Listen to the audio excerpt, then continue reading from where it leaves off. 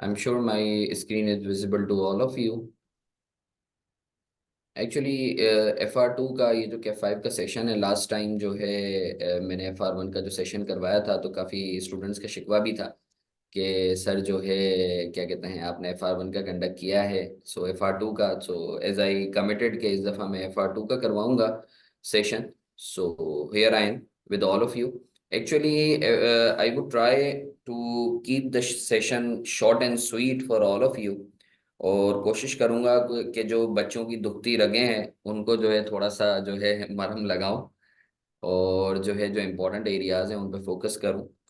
So the agenda, और I would say the flow of my session would be कि सबसे पहले मैं इंपॉर्टेंस वाइज टॉपिक्स आप लोगों से बात कर लूंगा. इसकी ऑल्दो मैंने एक वीडियो, शॉर्ट वीडियो बनाई भी है, आई एम श्योर काफ़ी स्टूडेंट्स ने ये देखी भी होगी.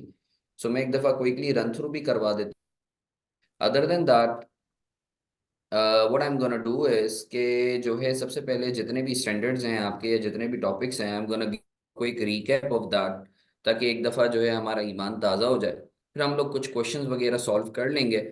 जो है क्या कहते हैं, उससे ये होगा कि जो हम लोगों का ईमान थोड़ा ताज़ा हुआ होगा वो और पक्का हो जाएगा.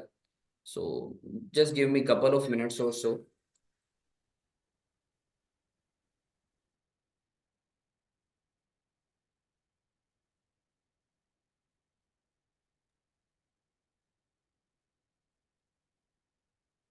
बस वो थोड़ी सी सेटिंग में टाइम लग रहा है, रीज़न बीइंग कि मैं चाह रहा हूँ कि मैं एटलीस्ट आप लोगों के सामने भी इन पर्सन जो है आप लोगों से बात करूं. So effectiveness, although physical session का ये नेमुल बदल नहीं है. Actually I was planning to actually travel to Lahore. So I कैप का जो हमारा हाउस है लाहौर बेस्ड, सो वहाँ से मैं सेशन लेता. But due to uncertain situation, specially जो इलेक्शन वाला एक फरीजा था वो भी पूरा करना था, तो इसलिए जो है आई थॉट कि मैं फिर कराची से ही जो है ये सेशन कंडक्ट करूं.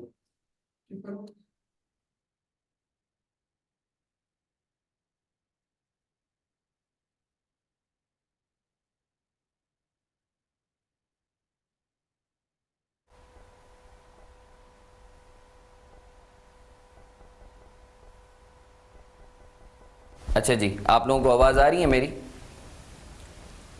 वो किसका, नो पॉलिटिकल बातें. वैसे ही अभी जो है बड़ा जो है क्या कहते हैं, मुझे क्या, आप लोगों को आवाज़ आ रही है ना मेरी? मुझे कंफर्म करके बता सकते हैं? हम्म.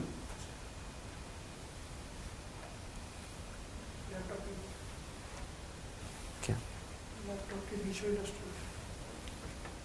सही नहीं हो रहा? वालेकुम अस्सलाम. स्क्रीन ब्लर है, मेरे ख्याल से इंटरनेट इशू होगा, क्योंकि मैंने आप लोगों की आसानी के लिए ना एक और स्क्रीन भी जो है वो क्या कहते हैं जूम अपने पास भी लॉगिन किया हुआ है, तो यहाँ क्लियर आ रहा है. सो आई थिंक कि थोड़ा सा इसको रहने दो ना, फिर हिलेगा. हाँ कोई मसला नहीं.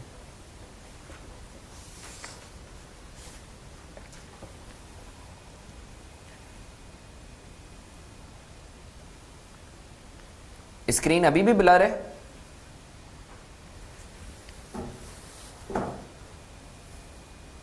मुझे कंफर्म कर, ठीक हो गई? हाँ बिल्कुल, ये थोड़ा सा टाइम लेगा but it would be fine.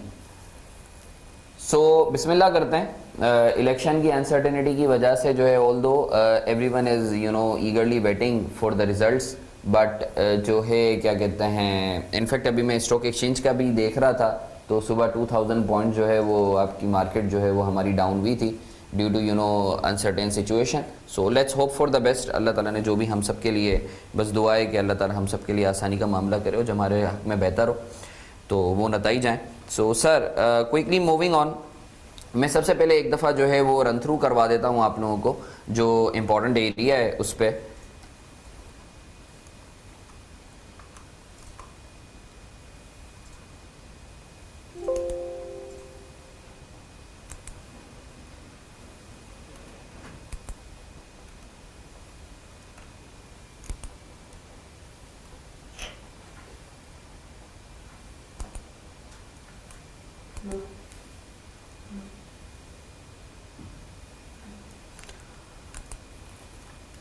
वालेकुम अस्सलाम अफ़ान.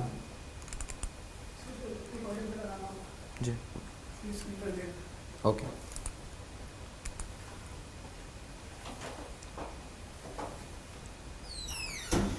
सो लेट्स क्विकली स्टार्ट विद, अभी हम क्विकली बात कर लेते हैं जो हमारे इम्पोर्टेंस वाइज जो टॉपिक्स हैं FR2 के। सो एक दफ़ा मैं रन थ्रू करवा देता हूँ आप लोगों को, उसके बाद फिर हम लोग फर्दर डेलिब्रेट करते हैं। मेरा जैसे कि मैंने आप लोगों को बताया था कि जो एजेंडा होगा दैट वुड बी कि सबसे पहले जो है हम लोग क्या कहते हैं इंपॉर्टेंस वाइज टॉपिक्स देख लेंगे जो इस दफ़ा मुझे पर्सनली ऐसा लगता है कि FR2 के लिए इंपॉर्टेंट हैं। उसके बाद जो है मैं क्विकली जितने भी आपके टॉपिक्स हैं इसका एक क्विक रिवीजन करवा दूंगा। इधर मैं कोशिश करूंगा ड्राफ्टिंग प्रैक्टिस भी जो है वो मैं आप लोगों को करवाऊं, क्योंकि आपको पता है कि FR2 का जो सब्जेक्ट है उसमें तकरीबन 10 से 15 मार्क का एग्जामिनर जो है आजकल सवाल दे रहा है डिस्कशन बेस्ड, कि आप डिस्कस करो या इवेलुएट करो या अपना ओपिनियन दो। तो उस पर भी मैं आपको एक जो है सॉर्ट ऑफ कि how we are to draft उस पर मैं बात कर लूँगा। और उसके बाद जो है क्या कहते हैं हम लोग कुछ क्वेश्चंस वगैरह सॉल्व कर लेंगे। So let's quickly start with, देखें the term which I have used is importance wise, it's not important FR2 topics, सही है ना। यानी ये जाहिर सी बात है कि वो जो बचपन में हम बीकॉम में या मैट्रिक में करते थे कि जो है सिलेक्टेड स्टडी करते थे, so it's not like that, it's just like any professional body, ICAP is a professional body. So examiner की पूरी कोशिश होती है कि वो जितना भी सिलेबस है उसमें से कुछ ना कुछ 1 या 2 मार्क का जो है जो टॉपिक अहम है भी नहीं, सही है, उसमें से भी 1 या 2 मार्क का जो है MCQ पूछे ही पूछे। तभी मैंने इसका नाम बड़ा चुन के और सोच के रखा importance wise topics rather than important topics. अच्छा जी, तो टोटल आपके जो कोर्स में हैं वो 13 टॉपिक्स हैं। उसमें मुझे ऐसा लगता है IS1 presentation of financial statements plus regulatory framework, short question के आने के चांसेस जो हैं वो ज़्यादा हैं। I am sure you people are well versed with the format और skeleton of the paper के आपका जो है सेक्शन है और सेक्शन भी 2 मार्क्स 2 एक्चुअली जो है क्या कहते हैं सेगमेंट्स पर कंप्राइज होता है। शॉर्ट के अंदर जो है 8 से 10 मार्क के सवालात होते हैं प्लस MCQ आपके 10 से 12 मार्क्स के होते हैं, और लॉन्ग क्वेश्चंस के अंदर आपके जो है 3 सवालात होते हैं जो 15 से 20 मार्क के दरमियान के होते हैं। अच्छा जी, IS1 प्लस रेगुलेटरी फ्रेमवर्क मुझे ऐसा लगता है कि शॉर्ट में जो है एग्जामिनर पूछेगा, और एग्जामिनर जो है ना, जैसे अगर तो आप लोगों में से कोई ऑडिट का सब्जेक्ट पढ़ा हो तो आपको पता होगा कि ऑडिट के अंदर ऑडिट प्रोसीजर्स वाला जो टॉपिक है ना वो एक तरीके से जो है ना क्या कहते हैं आप कह सकते हो समंदर है, उसमें से कुछ भी एग्जामिनर किसी भी आइटम के हवाले से ऑडिट प्रोसीजर पूछ सकता है। सिमिलरली ये जो रेगुलेटरी फ्रेमवर्क है कंपनीज एक्ट का 4th स्केड्यूल की जो चीज़ें हैं उसमें कुछ आइटम्स हैं जैसे फिक्स एसेट का डिस्क्लोजर हो गया, आपका जो है कंटिजेंसीज का डिस्क्लोजर हो गया, आपका लोन्स एंड एडवांसेस का डिस्क्लोजर हो गया। तो एग्जामिनर आजकल उसके ऊपर 7 से 8 मार्क का बड़ा फोकस कर रहा है, तो ये कुछ भी आ सकता है। तो मुझे ऐसा लगता है शॉर्ट में आने के चांसेस हैं, हम उसके ऊपर डिटेल में बात भी करेंगे। देयर इज़ अ पॉसिबिलिटी कि लॉन्ग क्वेश्चन भी जो है वो बना ले। सो IS1 प्लस रेगुलेटरी फ्रेमवर्क का एक फुल फ्लेज जो है आपको फाइनेंशियल्स बनाने को दे, जिसमें नोट्स भी बनाने को दे, उसकी वेटेज आई पर्सनली फील कि मुझे ऐसा लगता है मीडियम चांसेस हैं, शॉर्ट के ज़्यादा चांसेस हैं कि वो कोई भी डिस्क्लोजर आपसे बनवा लेगा कंपनीज एक्ट का। तो जैसा कि मैं हमेशा कहता हूँ कि I actually go for the smart studies rather than hard studies. It means कि अगर फॉर एग्जांपल कोई टॉपिक है जिसकी वेटेज अगर लेट्स से मुझे ऐसा लगता है कि वो हाई प्रायोरिटी का है तो उसके मैं 7-8 क्वेश्चंस कर लेता, और अगर मीडियम प्रायोरिटी का है तो उसके मैं 4-5 क्वेश्चंस कर लेता, और अगर लो प्रायोरिटी का है तो 1-2 क्वेश्चंस कर लेता, ताकि खुदा ना खास्ता अगर आ भी जाए हमारी एक्सपेक्टेशंस के against, so we are able to tackle that topic accordingly in the exam situation. Consolidation आपको पता है जब मैं बात करता हूँ कंसोलिडेशन की तो it includes investment in associates. 15 से 20 मार्क का सवाल आता ही आता है इसमें से। अब सवाल ये पैदा होता है सर SOCI आएगा या SOFP आएगा, मुझे ऐसा लगता है इस दफ़ा SOFP आएगा। आपका स्टेटमेंट ऑफ फाइनेंशियल पोजीशन पूछेगा एग्जामिनर। IFRS 9 फाइनेंशियल इंस्ट्रूमेंट्स, मुझे ऐसा लगता है लाजमी इसमें से सवाल पूछेगा, और उसको थोड़ा सा और ट्विस्ट करना हुआ तो IFRS 9 को IS 21 फॉरेन करेंसी ट्रांसलेशंस के साथ जो है फॉरेन करेंसीज के साथ जो है एग्जामिनर मिला के पूछ सकता है। IFRS 16 मुझे ऐसा लगता है कि इस दफ़ा लॉन्ग में एक अच्छा क्वेश्चन बना के पूछ सकता है। पिछले 1-2 अटेम्प्ट से अगर आप देखोगे तो शॉर्ट क्वेश्चन जो है वो एग्जामिनर ने पूछे हैं, इस दफ़ा मुझे ऐसा लगता है लॉन्ग में एक अच्छा क्वेश्चन पूछ सकता है। So you better focus on this topic from that perspective. IS 41 agriculture, आ भी सकता है, नहीं भी आ सकता, इसके ऊपर जो है मेरा 1-1.5 घंटे का सेशन लेक्चर है, अगर वही देख लो तो that would be more than enough for you. वो मैंने ऑलरेडी शेयर भी किया हुआ है अपने चैनल पर, मैं एक दफ़ा वापस से आप लोगों से शेयर कर लूँगा। सो वो एक दफ़ा देख लेना, 1-1, 2-2 घंटे का जो है, यानी आगे मैं और भी टॉपिक्स बताऊँगा, 1-1, 1.5 घंटे के, अगर तुम वो कर लेते हो तो आ गया तो अच्छी बात है, नहीं आया तो कोई मसले वाली बात नहीं है, तुमने वही कर लेना है, that would be more than enough for you. वो मैं आप लोगों से शेयर भी कर दूँगा। IAS 38 एंड SIC 32 जो है इंटेंजिबल्स के हवाले से और वेबसाइट कॉस्ट के हवाले से मुझे पर्सनली ऐसा लगता है कि मुश्किल है, जो है पूछेगा तो MCQ में पूछ सकता है, ठीक है। Ethical issues in financial reporting 3 से 5 मार्क का मुझे ऐसा लगता है। एथिकल इश्यूज जो कोड ऑफ एथिक्स है, अच्छा एक इधर जो है कुछ लोगों में, कुछ स्टूडेंट्स में एम्बिग्विटी भी पाई जाती है कि सर हम वो ऑडिट वाला एथिक्स कर लें तो क्या ये कवर हो जाएगा? नहीं, ऐसा नहीं है, ठीक है ना। ये जो कोड ऑफ एथिक्स है ये ऑडिट से थोड़ा सा डिफरेंट है। वो कैसे, वो अभी मैं एथिक्स पे बात करूंगा तो मैं उस पर आपसे जो है वो डिटेल में डेलिब्रेट करूंगा, ठीक है। तो उसके ऊपर भी मेरी एक वीडियो 1-1.5 घंटे मैंने जो है क्या कहते हैं, as you know, for the betterment of our fraternity and for you people, वो मैंने जो है वो कॉम्प्लीमेंट्री तौर पे अपना ये डिटेल्ड लेक्चर है 1-1.5 घंटे का, उसमें ड्राफ्टिंग प्रैक्टिस वगैरह भी मैंने करवाई हुई है, वो भी मैंने अपने चैनल पे जो है वो दिया हुआ है, मैं आप लोगों से लिंक भी शेयर कर दूंगा, आप लोग देख लेना। सो वो कर लोगे तो that would be more than enough. IFRS 8 segment reporting मुझे ऐसा लगता है मुश्किल है, चांसेस अगर होगा तो वो MCQ में पूछेगा। नेक्स्ट है IAS 1037 इंक्लूडिंग IFRIC 1, लॉन्ग में मुश्किल है, शॉर्ट में पूछ सकता है। 1037 ये वो एरिया है जो एग्जामिनर लाजमी पूछता है, या तो शॉर्ट में पूछता है या लॉन्ग में पूछता है, या किसी टॉपिक का हिस्सा बना के पूछता है, तो इसको भी हम लोगों ने करना है। IFRS 15 revenue from contract with customers, again the hot topic of recent attempts. IFRS 15 मेरे ख्याल से आता ही आता है, 7 से 10 मार्क का एग्जामिनर लाजमी पूछेगा, तो ये हाई नहीं, ये कंपलसरी होना चाहिए। IFRS 15 को सर हम किस तरीके से टैकल करें उसके ऊपर मैं बात करूंगा जब अभी मैं रिवीजन करवा रहा हूँ। IAS 12 इनकम टैक्सेस मुझे ऐसा लगता है 10 से 15 मार्क का एक लॉन्ग अच्छा क्वेश्चन एग्जामिनर जो है वो पूछ सकता है। और IAS 21 अगेन या तो वो अलग से शॉर्ट में पूछेगा या फिर वो IFRS 9 के साथ मिला के पूछेगा। सो ये तो जो है इंपॉर्टेंस वाइज मैंने आप लोगों से जो है गोश गुजार कर दिया है। अब हम जो है without further due of time हम जो इंपॉर्टेंस वाइज जो है क्या कहते हैं हमारे जो टॉपिक्स हैं उसकी हम लोग क्विकली एक दफ़ा रिविजन कर लेते हैं, ताकि हम लोगों को कोई चीज़ अगर मिस आउट हो रही है, कुछ इशू आ रहा है तो we can surely discuss that. अगर किसी का कोई सवाल है तो आप लोग मुझसे पूछ सकते हो। अच्छा इनायत साहब एंड मैडम, आप मुझे थोड़ा सा इस चीज़ पे गाइड करेंगे, अगर किसी बच्चे को कोई सवाल मुझसे करना है जो लाइव बैठे हुए हैं, so how they can actually ask the question? They have got the mic with them, right?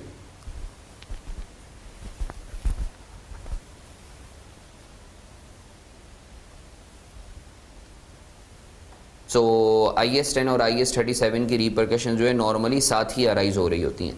तो देखें जब हम बात करते हैं IAS 10 के हवाले से, it actually talks about post reporting date events. Post reporting date event जो हैं या इवेंट्स आफ्टर रिपोर्टिंग पीरियड भी हम इसको कह सकते हैं। जैसा कि आपको पता है कि कुछ ऐसे जब आप अपनी फाइनेंशियल्स बना रहे होते हो, लेट्स से आप अपनी फाइनेंशियल स्टेटमेंट्स बनाते हो पूरे साल की ना, लेट्स से 1 जनवरी 2012 से 31 दिसंबर 2012 की आप फाइनेंशियल्स बना रहे हो, तो कुछ ऐसे इवेंट्स होते हैं जो 2012 में ही अराइज हो रहे होते हैं, बट कुछ ऐसे इवेंट्स होते हैं जो 2012 के बाद अराइज हो रहे होते हैं। तो सवाल ये पैदा होता है कि वो जो कुछ इवेंट्स हैं जो 2012 के बाद अराइज हो रहे हैं बट उनका इम्पैक्ट जो है वो 2012 पे आ सकता है, तो should they B accounted for और डिस्क्लोज्ड इन 2012 फाइनेंशियल्स और not? Scenario is this. So IAS 10 actually talks about कि अगर कोई इवेंट्स अराइज हो रहे हैं रिपोर्टिंग डेट के बाद या ईयर एंड डेट के बाद, और जो है क्या कहते हैं हमारे केस में 2012 है द ईयर एंड, तो 2012 ईयर एंड के बाद अराइज हो रहे हैं बट उनकी रिपरकशन जो हैं अगर 2012 में पड़ रही हैं, so how we are to treat that? So event after reporting period, what is meant by events after reporting period? ये वो इवेंट्स होते हैं जो ईयर एंड के बाद अराइज हो रहे होते हैं but up till financial statements are authorised for issue, जिसको आप लोग आम फहम जबान में BOD मीटिंग डेट भी कहते हैं। जिस दिन आपका बोर्ड जो है फाइनेंशियल्स को अप्रूव करता है या ऑथराइज करता है फॉर इशू, तो स्टैंडर्ड स्टेट्स के IAS 10 में कौन से इवेंट्स जो है फॉल करेंगे जो रिपोर्टिंग डेट के बाद और BOD ऑथराइजेशन डेट तक अराइज हो रहे हों। अच्छा यहाँ the point to be noted is कि सर वो इवेंट्स जो रिपोर्टिंग डेट के बाद अराइज हो रहे हो, मतलब रिपोर्टिंग डेट जो है दिस इज एक्सक्लूसिव, यानी कोई इवेंट अगर रात को 11:59 पर अगर अराइज हो रहा है तो वो पोस्ट रिपोर्टिंग डेट इवेंट या इवेंट आफ्टर रिपोर्टिंग डेट नहीं कहलाएगा, वो IAS 10 में फॉल नहीं करेगा। सिमिलरली जो BOD डेट वाले, जिस दिन BOD ऑथराइज कर रहा है फाइनेंशियल, अगर उस दिन कोई इवेंट आ रहा है तो that would be taken as post reporting date event या event after the reporting period. अच्छा जी, अब बात करते हैं कि इवेंट्स आफ्टर रिपोर्टिंग पीरियड जो है इसका करना क्या है। तो उससे पहले 2-3 अहम बातें मैं आपको बताऊंगा। देखें, events after reporting period can be classified into 2 categories, adjusting event और नॉन एडजस्टिंग इवेंट। एडजस्टिंग और नॉन एडजस्टिंग इवेंट्स ये क्या है, पहले तो डेफिनेशन समझ लें। वो इवेंट्स, वो पोस्ट रिपोर्टिंग डेट इवेंट्स जिनकी कंडीशन रिपोर्टिंग डेट या उससे पहले मौजूद होती है, अराइज होने की कंडीशन रिपोर्टिंग डेट या उससे पहले मौजूद होती है, they are taken as adjusting event. और वो इवेंट जिनकी कंडीशन रिपोर्टिंग डेट या उससे पहले मौजूद नहीं होती, वो इवेंट्स अराइज हो रहे होते हैं रिपोर्टिंग डेट के बाद, और उनकी कंडीशन भी जो अराइज हो रही होती है वो रिपोर्टिंग डेट के बाद अराइज हो रही होती है। तो these post reporting date events are taken as non adjusting events. Examples अभी मैंने नीचे दी भी हैं, मैं क्विकली एग्जाम्पल दे देता हूँ। लेट्स से ईयर एंड पर मेरा डेटर है 5 लाख का, सही है, मुझे उससे रिसीवेबल है 5 लाख। अब ईयर एंड के बाद वो डेटर डिफॉल्ट कर जाता है, ईयर एंड के बाद वो डेटर डिफॉल्ट कर जाता है। तो मुझे आप एक बात बताएं कि ये जो डेटर ईयर एंड के बाद डिफॉल्ट कर रहा है, obviously it would B because of chain of events. ऐसा नहीं हो सकता कि नॉर्मल सिनेरियो में ऐसा नहीं हो सकता, रात में आपकी कोई कंपनी जो है वो बंद हुई तो अच्छी सालिम बंद हुई और सुबह देखा तो कंपनी डिफॉल्ट कर गई है। It's not the case, right. Normally ऐसा नहीं होता, हाँ अनहोनी हो सकती है। तो इस सिनेरियो में हम ये कह सकते हैं कि ये जो कंपनी डिफॉल्ट हुई है, इसका डिफॉल्ट होने की कंडीशन रिपोर्टिंग डेट या उससे पहले मौजूद होगी। देयर माइट बी पॉसिबिलिटी कि कोई भी कंपनी अगर डिफॉल्ट करती है तो उससे पहले वो लॉसेज होते हैं, उसके कैश फ्लो क्रंचेज आते हैं और अल्टीमेटली जाके जो है वो कंपनी डिफॉल्ट की तरफ जाती है, ठीक है ना। Just giving you an example. इसी तरीके से जो है नॉन एडजस्टिंग इवेंट की एग्जांपल देता हूं कि ईयर एंड के बाद लेट्स से 10 जनवरी को, ईयर एंड 31 दिसंबर 2012, 10 जनवरी को जो है लेट्स से मारफानी लिमिटेड के वेयर हाउस में चोरी हो गई। अब ये जो चोरी हुई है ये इवेंट तो है, reporting post reporting date event तो है, बिल्कुल इवेंट है। सर क्या ये एडजस्टिंग है या नॉन एडजस्टिंग इवेंट है? ये नॉन एडजस्टिंग इवेंट है। क्यों? क्योंकि चोरी होने की कंडीशन जो है वो रिपोर्टिंग डेट पर मौजूद नहीं थी, ठीक है ना। नहीं सर हमें शक था, हमें खबर थी, हमें जो है एजेंसियों ने खबरदार किया हुआ था, तो भाई अगर खबरदार किया हुआ था तो फिर तो आपको माल वहां रखना ही नहीं चाहिए था। और एक चीज याद रखो, अकाउंटिंग जो है ना वो एविडेंस पे चलती है, वो सिक्स सेंस या जो है बोलते हैं ना, आज यार मुझे बड़ी ये चीज, आज मुझे ऐसा लग रहा है कुछ हो जाएगा, आज मेरी छठी हिस्स कह रही है, तो छठी हिस्स पे नहीं चलती है accounting. Accounting is based on objective evidence. अगर तो आप छठी हिस्स पे करना शुरू कर दोगे तो फिर तो जापान जो है वो तो उसमें आए दिन जलजले होते हैं, तो फिर तो हमारी गोइंग कंसर्न अजम्पशन ही इनवैलिड हो जानी चाहिए। सो एक चीज याद रखें कि whenever you are deciding on के कंडीशन थी रिपोर्टिंग डेट पर या नहीं थी, so you are talking about objective evidence. So मैं उम्मीद करता हूं आपको इस चीज पे क्लैरिटी है कि एडजस्टिंग इवेंट कौन सा होगा, नॉन एडजस्टिंग इवेंट कौन सा होगा। अब इसके कुछ एग्जांपल्स हैं जो स्टैंडर्ड में दी हुई हैं। अच्छा 1 और 2 को फिलहाल जो है क्या कहते हैं, 1 को फिलहाल मैं अभी ड्रॉप कर रहा हूं, 1 पे मैं आऊंगा। 2 पे देखते हैं, the receipt of information after the reporting period indicating that an asset was impaired at the end of the reporting period, जैसे बैंकरप्सी हो जाती है अगर कस्टमर की, सही है, या sale of inventories after the. बल्कि मैं आप लोगों की आसानी के लिए एक काम करता हूं क्योंकि ये अहम एरिया है। So what I am gonna do is कि ये मेरी नोटिंग है, इसको मैं क्विकली रन थ्रू करवा देता हूँ आप लोगों को। इससे ये होगा कि आप लोगों को ये पूरा स्टैंडर्ड जो है ना बड़ा सुथरे तरीके से समझ में आ जाएगा। अच्छा जी, examples of adjusting and non adjusting event. सबसे पहले हम बात कर लेते हैं, अगर लेट से आपकी रिपोर्टिंग डेट है 31 दिसंबर 2012, आपकी बीओडी डेट है 7 मार्च 2013, आपका डेटर डिफॉल्ट कर रहा है लेट से 10 जनवरी को, सही है। डेटर जो आपका रिसीवेबल आ रहा था, जिससे रिसीवेबल है 5 मिलियन का ईयर एंड पे, अब 10 जनवरी को डेटर डिफॉल्ट करता है। सो इन नॉर्मल सिनेरियो ये जो डेटर डिफॉल्ट कर रहा है ये पोस्ट रिपोर्टिंग डेट इवेंट है? Answer is yes.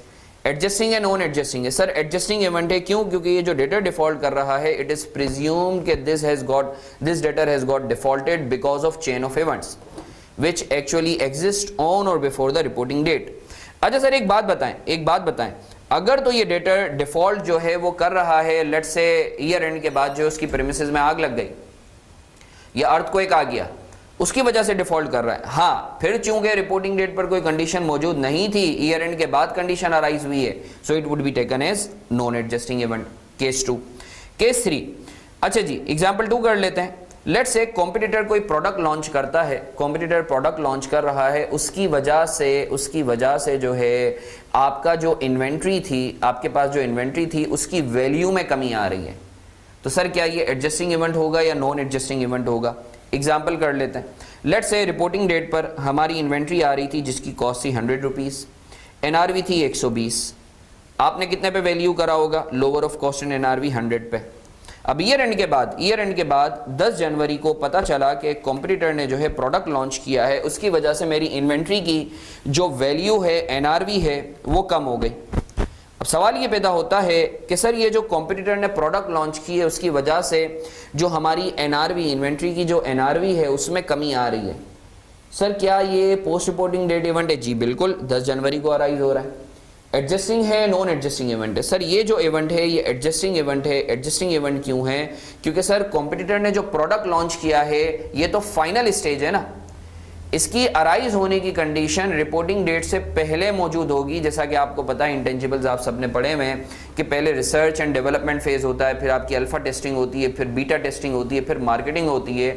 So it is presume कि ये जितनी भी बातें हैं ये रिपोर्टिंग डेट या उससे पहले मौजूद होंगी। सो मैं उम्मीद करता हूं आपको इस चीज़ पे क्लैरिटी है। एग्जामिनर जो है ये 4 से 5 दफ़ा ये सिनेरियो पूछ चुका है और बच्चे काफ़ी ज़्यादा ये मिसकंस्ट्रू करते हैं कि भाई अगर कॉम्पिटिटर ने प्रोडक्ट लॉन्च किया है ईयर एंड के बाद, इसकी वजह से हमारी इन्वेंट्री पर जो हिट आ रहा है ये नॉन एडजस्टिंग इवेंट है। नहीं, इट इज़ एडजस्टिंग इवेंट। अच्छा एक बात बताएं हसन आप, कि आपने बोला कि रिपोर्टिंग जो रिसर्च एंड डेवलपमेंट है इट इज़ प्रिज्यूम्ड कि वो रिपोर्टिंग डेट से पहले शुरू हो चुकी होगी, तभी आपने इसे एडजस्टिंग इवेंट ट्रीट किया। एक हाइपोथेटिकल सिनेरियो ले लेते हैं, what if research and development year end के बाद एग्जामिनर ने बोला हो कि स्टार्ट हुआ है? फिर ऑब्वियसली आप खुद बोल रहे हैं कि रिसर्च एंड डेवलपमेंट और सारा जो रिसर्च का प्रोसेस है वो ईयर एंड के बाद हुआ है, तो ऑब्वियसली फिर ये नॉन एडजस्टिंग इवेंट होगा। ठीक है जी। अच्छा मैं अभी कतन आपको ये नहीं बता रहा कि आपने करना क्या है उसके साथ, अभी तो मैं आपको सिर्फ एग्जाम्पल दे रहा हूं एडजस्टिंग इवेंट कब होगा, नॉन एडजस्टिंग इवेंट कब होगा। अभी मैं आपको कतन ये नहीं बता रहा कि एडजस्टिंग इवेंट के साथ करना क्या है, नॉन एडजस्टिंग इवेंट के साथ करना क्या है। I am just giving you an examples about all these. ठीक है। अच्छा जी, एक पेक्यूलियर सिनेरियो है जो मैं अभी आपसे जो है वो केस 3 बाद में डिस्कस करूंगा, थोड़ा हम लोग आगे बढ़ते हैं। एक और एग्जांपल है sale of inventory after year end at lower amount. Let's say मेरे पास एक इन्वेंट्री आ रही थी जिसकी कॉस्ट थी 100 रुपीज़, एनआरवी 105। मैंने कितने पे वैल्यू करा होगा? मैंने 100 पे वैल्यू करा होगा। यहाँ आप लोग देख रहे हैं ईयर एंड के बाद और बीओडी से पहले लेट्स से वो इन्वेंट्री हम बेच देते हैं विदाउट एनी रीजन 90 रुपए में, हम 90 रुपए में इसे बेच देते हैं। तो मुझे ये बताएं, ये जो मैं 90 रुपए में बेच रहा हूं, ये 90 रुपए में बेच रहा हूं, सर ये दो ही पॉसिबिलिटीज हो सकती हैं। मैं 90 में क्यों बेच रहा हूं? या तो मैंने जो है जानबूझ के बेचा है, या फिर इस इन्वेंट्री की वैल्यू ईयर एंड पे इतनी थी ही नहीं। मैं नॉर्मल सिनेरियो की बात कर रहा हूं, I am not talking about any damage और समथिंग एल्स। नॉर्मल सिनेरियो में अगर मैंने ईयर एंड पे इस इन्वेंट्री को 100 रुपए पर रखा था विद अ से कि इसकी वैल्यू 105 रुपए की है, तो मैं ईयर एंड के बाद आउट ऑफ नोवेयर 90 रुपए में नहीं बेच सकता, सही है ना? या तो मुझे बिजनेस करने नहीं आता, तो इट मींस कि एक्चुअली इसकी जो वैल्यू थी वो 90 रुपया ही थी, हमने शायद गलत इसको रिकॉर्ड किया हुआ था ईयर एंड पे। तो इन्वेंट्री की वैल्यू अगर आपकी ईयर एंड के बाद आप उसको बेचते हो सस्ते दामों में, तो इट इज प्रिज्यूम्ड कि ईयर एंड पर इसकी वैल्यू कम ही थी, ज्यादा नहीं थी, तो इट इज एडजस्टिंग इवेंट। ठीक है जी। अच्छा जी, ये मैंने साथ साथ टिक मार्क भी किया हुआ है, post reporting date event, adjusting event. अच्छा सर एक बात बताएं कि लेट्स से आपने इन्वेंट्री जो है ईयर एंड पे जो आपके पास आ रही थी जिसकी वैल्यू थी 100 रुपए की, आपने रखा हुआ था being lower of cost and NRV. अब ईयर एंड के बाद वो डैमेज हो गई और उसकी वजह से हमने 90 में बेचा है। तो अब सर ये जो डैमेज होना है this arose after the reporting date. अब ये जो आपने इन्वेंट्री बेची है लोअर अमाउंट पे, अब ये नॉन एडजस्टिंग इवेंट है। क्यों? क्योंकि इसकी डैमेज होने की कंडीशन रिपोर्टिंग डेट पर मौजूद नहीं थी। अच्छा जी, केस 3 कर लेते हैं। अगर ईयर एंड के बाद जो है लेट्स से ईयर एंड पर आपकी एक इन्वेंट्री आ रही थी 100 रुपए की, बीओडी डेट से पहले जो है इन्वेंट्री आपकी चोरी हो जाती है, तो सर ऑब्वियसली चोरी होना इसकी कंडीशन रिपोर्टिंग डेट पर मौजूद नहीं है, तो it would be taken as non adjusting event. ये मैं आप लोगों से शेयर भी कर दूंगा, you don't need to worry at all.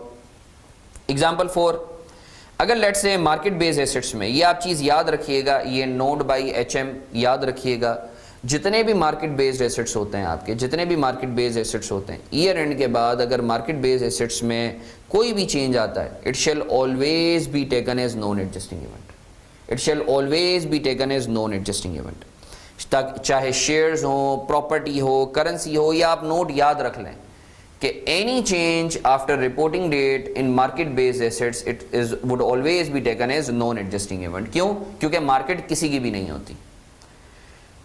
अच्छा जी, next is now the important area and you know misconstrued, most misconstrued area, कि एडजस्टिंग या नॉन एडजस्टिंग इवेंट के साथ आपने ट्रीटमेंट क्या करना है, आपने करना क्या है। देखें, एडजस्टिंग इवेंट, जब भी the point you decide any event is adjusting event, तो आपने 3 चीज़ें करनी है। आप सबसे पहले जाएंगे रेलेवेंट स्टैंडर्ड में, क्योंकि देखें IAS 10 आपको सिर्फ ये बताता है कि इवेंट एडजस्टिंग है या नॉन एडजस्टिंग है, वो कतन ये नहीं बताता कि आपने उस इवेंट के साथ करना क्या है। अगर तो इवेंट एडजस्टिंग इवेंट है ना, तो IAS 10 refers to the relevant standard. अगर तो वो इवेंट रिलेट करता है PPE से, तो आप IAS 16 में जाएंगे। अगर वो रिलेट करता है, इवेंट रिलेट करता है प्रोविजन से, तो आप IAS 37 में जाएंगे। अगर वो इवेंट रिलेट करता है इन्वेस्टमेंट प्रॉपर्टी से, तो आप IAS 40 में जाएंगे। ठीक है जी। अब आपका जो रेलेवेंट स्टैंडर्ड है वो आपको बताएगा कि आपने करना क्या है। मैं फिर से रिपीट कर रहा हूँ, एडजस्टिंग इवेंट का कतन ये मतलब नहीं होता कि आपने जो है उठा के एंट्री पास कर देनी है। No no no no no. At the point you decide any event as adjusting event, you need to refer to the relevant standard to which that event pertains. अब वो relevant standard 3 बातें कहेगा। या तो वो बोलेगा आप उसको एडजस्ट ऐसे करोगे, उसे रिकॉर्ड कर लो, या तो वो स्टैंडर्ड बोलेगा कि आप उस इवेंट को एडजस्ट ऐसे करोगे, उसे डिस्क्लोज करो, या तो स्टैंडर्ड बोलेगा आप उस इवेंट को ऐसे एडजस्ट करो कि आप उसके साथ कुछ भी ना करो। ठीक है ना। इसके ऊपर मैं एक एग्जाम्पल भी करवाता हूँ। अगर तो इवेंट नॉन एडजस्टिंग इवेंट है, तो आपने उसे डिस्क्लोज करना है, और वो भी करने की ज़रूरत नहीं है अगर तो वो नॉन एडजस्टिंग इवेंट इममटीरियल है। ठीक है जी। अब इसके ऊपर एक एग्जांपल कर लेते हैं जो मैंने आप लोगों को ऊपर छुड़वाई थी। आए इसको क्विकली देख लेते हैं। ये बहुत अहम एग्जांपल है। I would like all of you to be focused here. Let's say 31 दिसंबर पर मेरी एक इन्वेंट्री थी, उसको मैंने वैल्यू किया हुआ था 100 रुपीज़ पे। NRV थी 120 की, तो मैंने ऑब्वियसली 100 पर ही वैल्यू किया होगा, बीइंग लोअर ऑफ। अब ईयर एंड के बाद, but before BOD authorisation date, हुआ ये कि कॉम्पिटिटर ने प्रोडक्ट लॉन्च किया। केस ए है कि इसकी वजह से मेरी NRV जो है वो 110 हो गई। केस B है, इसकी वजह से जो NRV है वो 100 हो गई।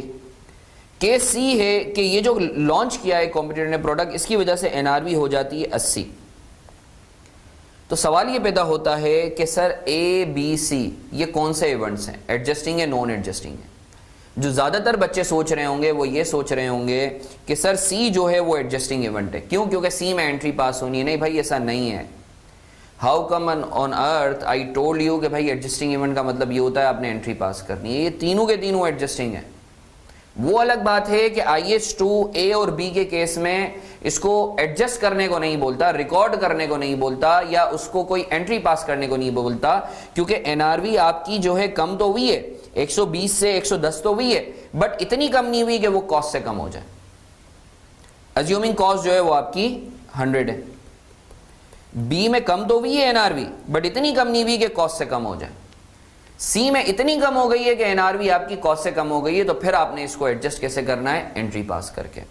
सो आई होप आपको ये चीज़ क्लियर है कि देखें, एडजस्टिंग इवेंट का कतन ये मतलब नहीं होता कि आपने जो है एंट्री पास करनी ही करनी है। Adjusting event only talks about whether condition exist on और बिफोर रिपोर्टिंग डेट और not. How you are to treat that adjusting event, it would be actually guided by the relevant standard. अच्छा जी, आगे बढ़ते हैं। Now exception to the general rule, exception to the general rule of going concern assumption invalidity. देखिए, मैंने आपको क्या बताया था कि for classifying any event as adjusting और नॉन एडजस्टिंग इवेंट आपने एक चीज़ देखनी है, क्या रिपोर्टिंग डेट पर कंडीशन मौजूद थी या नहीं थी। सही है। रिपोर्टिंग डेट पर कंडीशन थी या अगर थी तो it would be taken as adjusting event, और अगर नहीं थी तो it would be taken as non adjusting event. Exception to this rule, going concern assumption की invalidity. Going concern assumption invalid कब होती है? जब ईयर एंड के, जब आपको ऐसा लगता है कि कंपनी फोर्सिएबल फ्यूचर तक बिजनेस नहीं कर पाएगी, मतलब रिपोर्टिंग डेट से अगले 12 महीनों तक बिजनेस नहीं कर पाएगी, तो आप कहते हो कि कंपनी की गोइंग कंसर्न अजम्पशन जो है वो इनवैलिड हो गई है। सो अगर तो कंपनी की going concern assumption year end के बाद due to any reason invalid हो जाती, चाहे कंडीशन हो या नहीं हो रिपोर्टिंग डेट पर, it would be taken as adjusting event. अगर तो ईयर एंड के बाद गोइंग कंसर्न अजम्पशन इनवैलिड हो जाती है तो it would be taken as adjusting event. मैं डाउटफुल की बात नहीं कर रहा। एग्जामिनर बाज़ औक़ात क्या करता है कि सिनेरियो दे देता है कि भाई कंपनी में आग लगे और उसकी वजह से कंपनी को नहीं पता कि वो आगे चल पाएगी या नहीं चल पाएगी, डाउटफुल है, तो ये नॉन एडजस्टिंग इवेंट ही होगा। इनवैलिड जब भी लिखा हुआ हो ना एग्जाम में कि ईयर एंड के बाद सिचुएशन ऐसी हो गई है, कंपनी को ऐसा लगता है कंपनी बंद हो जाएगी, इनवैलिड हो गई है, so it would be taken as adjusting event, अगर तो गोइंग कंसर्न अजम्पशन इनवैलिड हो जाती है। ठीक है, ये आपने रूल याद रखना है। अच्छा जी, इसके बाद जो है क्या कहते हैं, डिविडेंड के हवाले से बात कर लेते हैं। देखें, ईयर एंड के बाद जो भी फाइनल डिविडेंड होता है, आपको पता है ना 2 किस्म के डिविडेंड्स होते हैं, इंटरिम और फाइनल। इंटरिम कौन सा डिविडेंड होता है? जिस साल से पर्टेन करता है उसी साल में अनाउंस होता है। फाइनल कौन सा होता है? जिस साल से पर्टेन करता है उस साल में नहीं बल्कि उसके अगले साल अनाउंस होता है। सो याद रखिएगा अगर करंट ईयर का फाइनल डिविडेंड है तो वो बीओडी डेट, जब बीओडी ऑथराइज, जैसे आजकल जो है क्या कहते हैं सारे रिजल्ट्स का महीने चल रहे हैं, सो सारी कंपनीज स्पेशली बैंक जो हैं वो डिविडेंड्स अनाउंस कर रहे हैं। सो ये जो डिविडेंड है, फाइनल डिविडेंड है, इसकी कंडीशन रिपोर्टिंग डेट पर मौजूद नहीं होती। तो ईयर एंड के बाद जो भी कंपनी डिविडेंड, फाइनल डिविडेंड के नाम पर अनाउंस कर रही है, सही है, पिछले साल से related, it shall be taken as non adjusting event. एक आपको टिप देता हूं, ये याद रखिएगा, ईयर एंड के बाद शेयर होल्डर्स के साथ जो भी ट्रांजैक्शंस होती है ना ईयर एंड के बाद, they are taken as non adjusting events. Year end के बाद राइट इशू हो रहे हैं, बोनस इशू हो रहा है, कैश डिविडेंड हो रहा है, वो सारे नॉन एडजस्टिंग इवेंट होंगे। अच्छा जी, आगे बढ़ते हैं। Bonus to employees after reporting date, जैसे होता है अभी जो है वो बोनसेस आने वाले हैं। इनफैक्ट जब मैं क्या कहते हैं, हम अभी बैंक्स का जो है वो ईयर एंड हुआ है तो बोनसेस वगैरह के लिए हम जो है बड़ी तशनगी से इंतज़ार कर रहे हैं। तो एवरीवन इज़ बॉदर्ड अबाउट भाई कितना बोनस आएगा, कितना बोनस मिलेगा। सो याद रखें बोनस टू एम्प्लॉइज जो है अगर रिपोर्टिंग डेट के बाद कंपनी दे रही है तो आपने देखना है क्या ये कॉन्ट्रैक्ट ड्रिवन है। कॉन्ट्रैक्ट में लिखा हुआ था कि बोनस जो है, बोनस की टर्म्स लिखी हुई थी, अगर तो लिखी हुई थी तो ये एडजस्टिंग इवेंट होगा। अगर तो बोनस कहीं भी नहीं था, एडहॉक बेसिस पर जो है वो क्या कहते हैं कंपनी ने दिया एम्प्लॉइज़ को, जैसे अभी ईद आने वाली है तो ईद का बोनस अचानक से मिल जाएगा, एडहॉक बेसिस पर, कहीं कॉन्ट्रैक्ट में नहीं लिखा हुआ था, तो it would be taken as non adjusting event.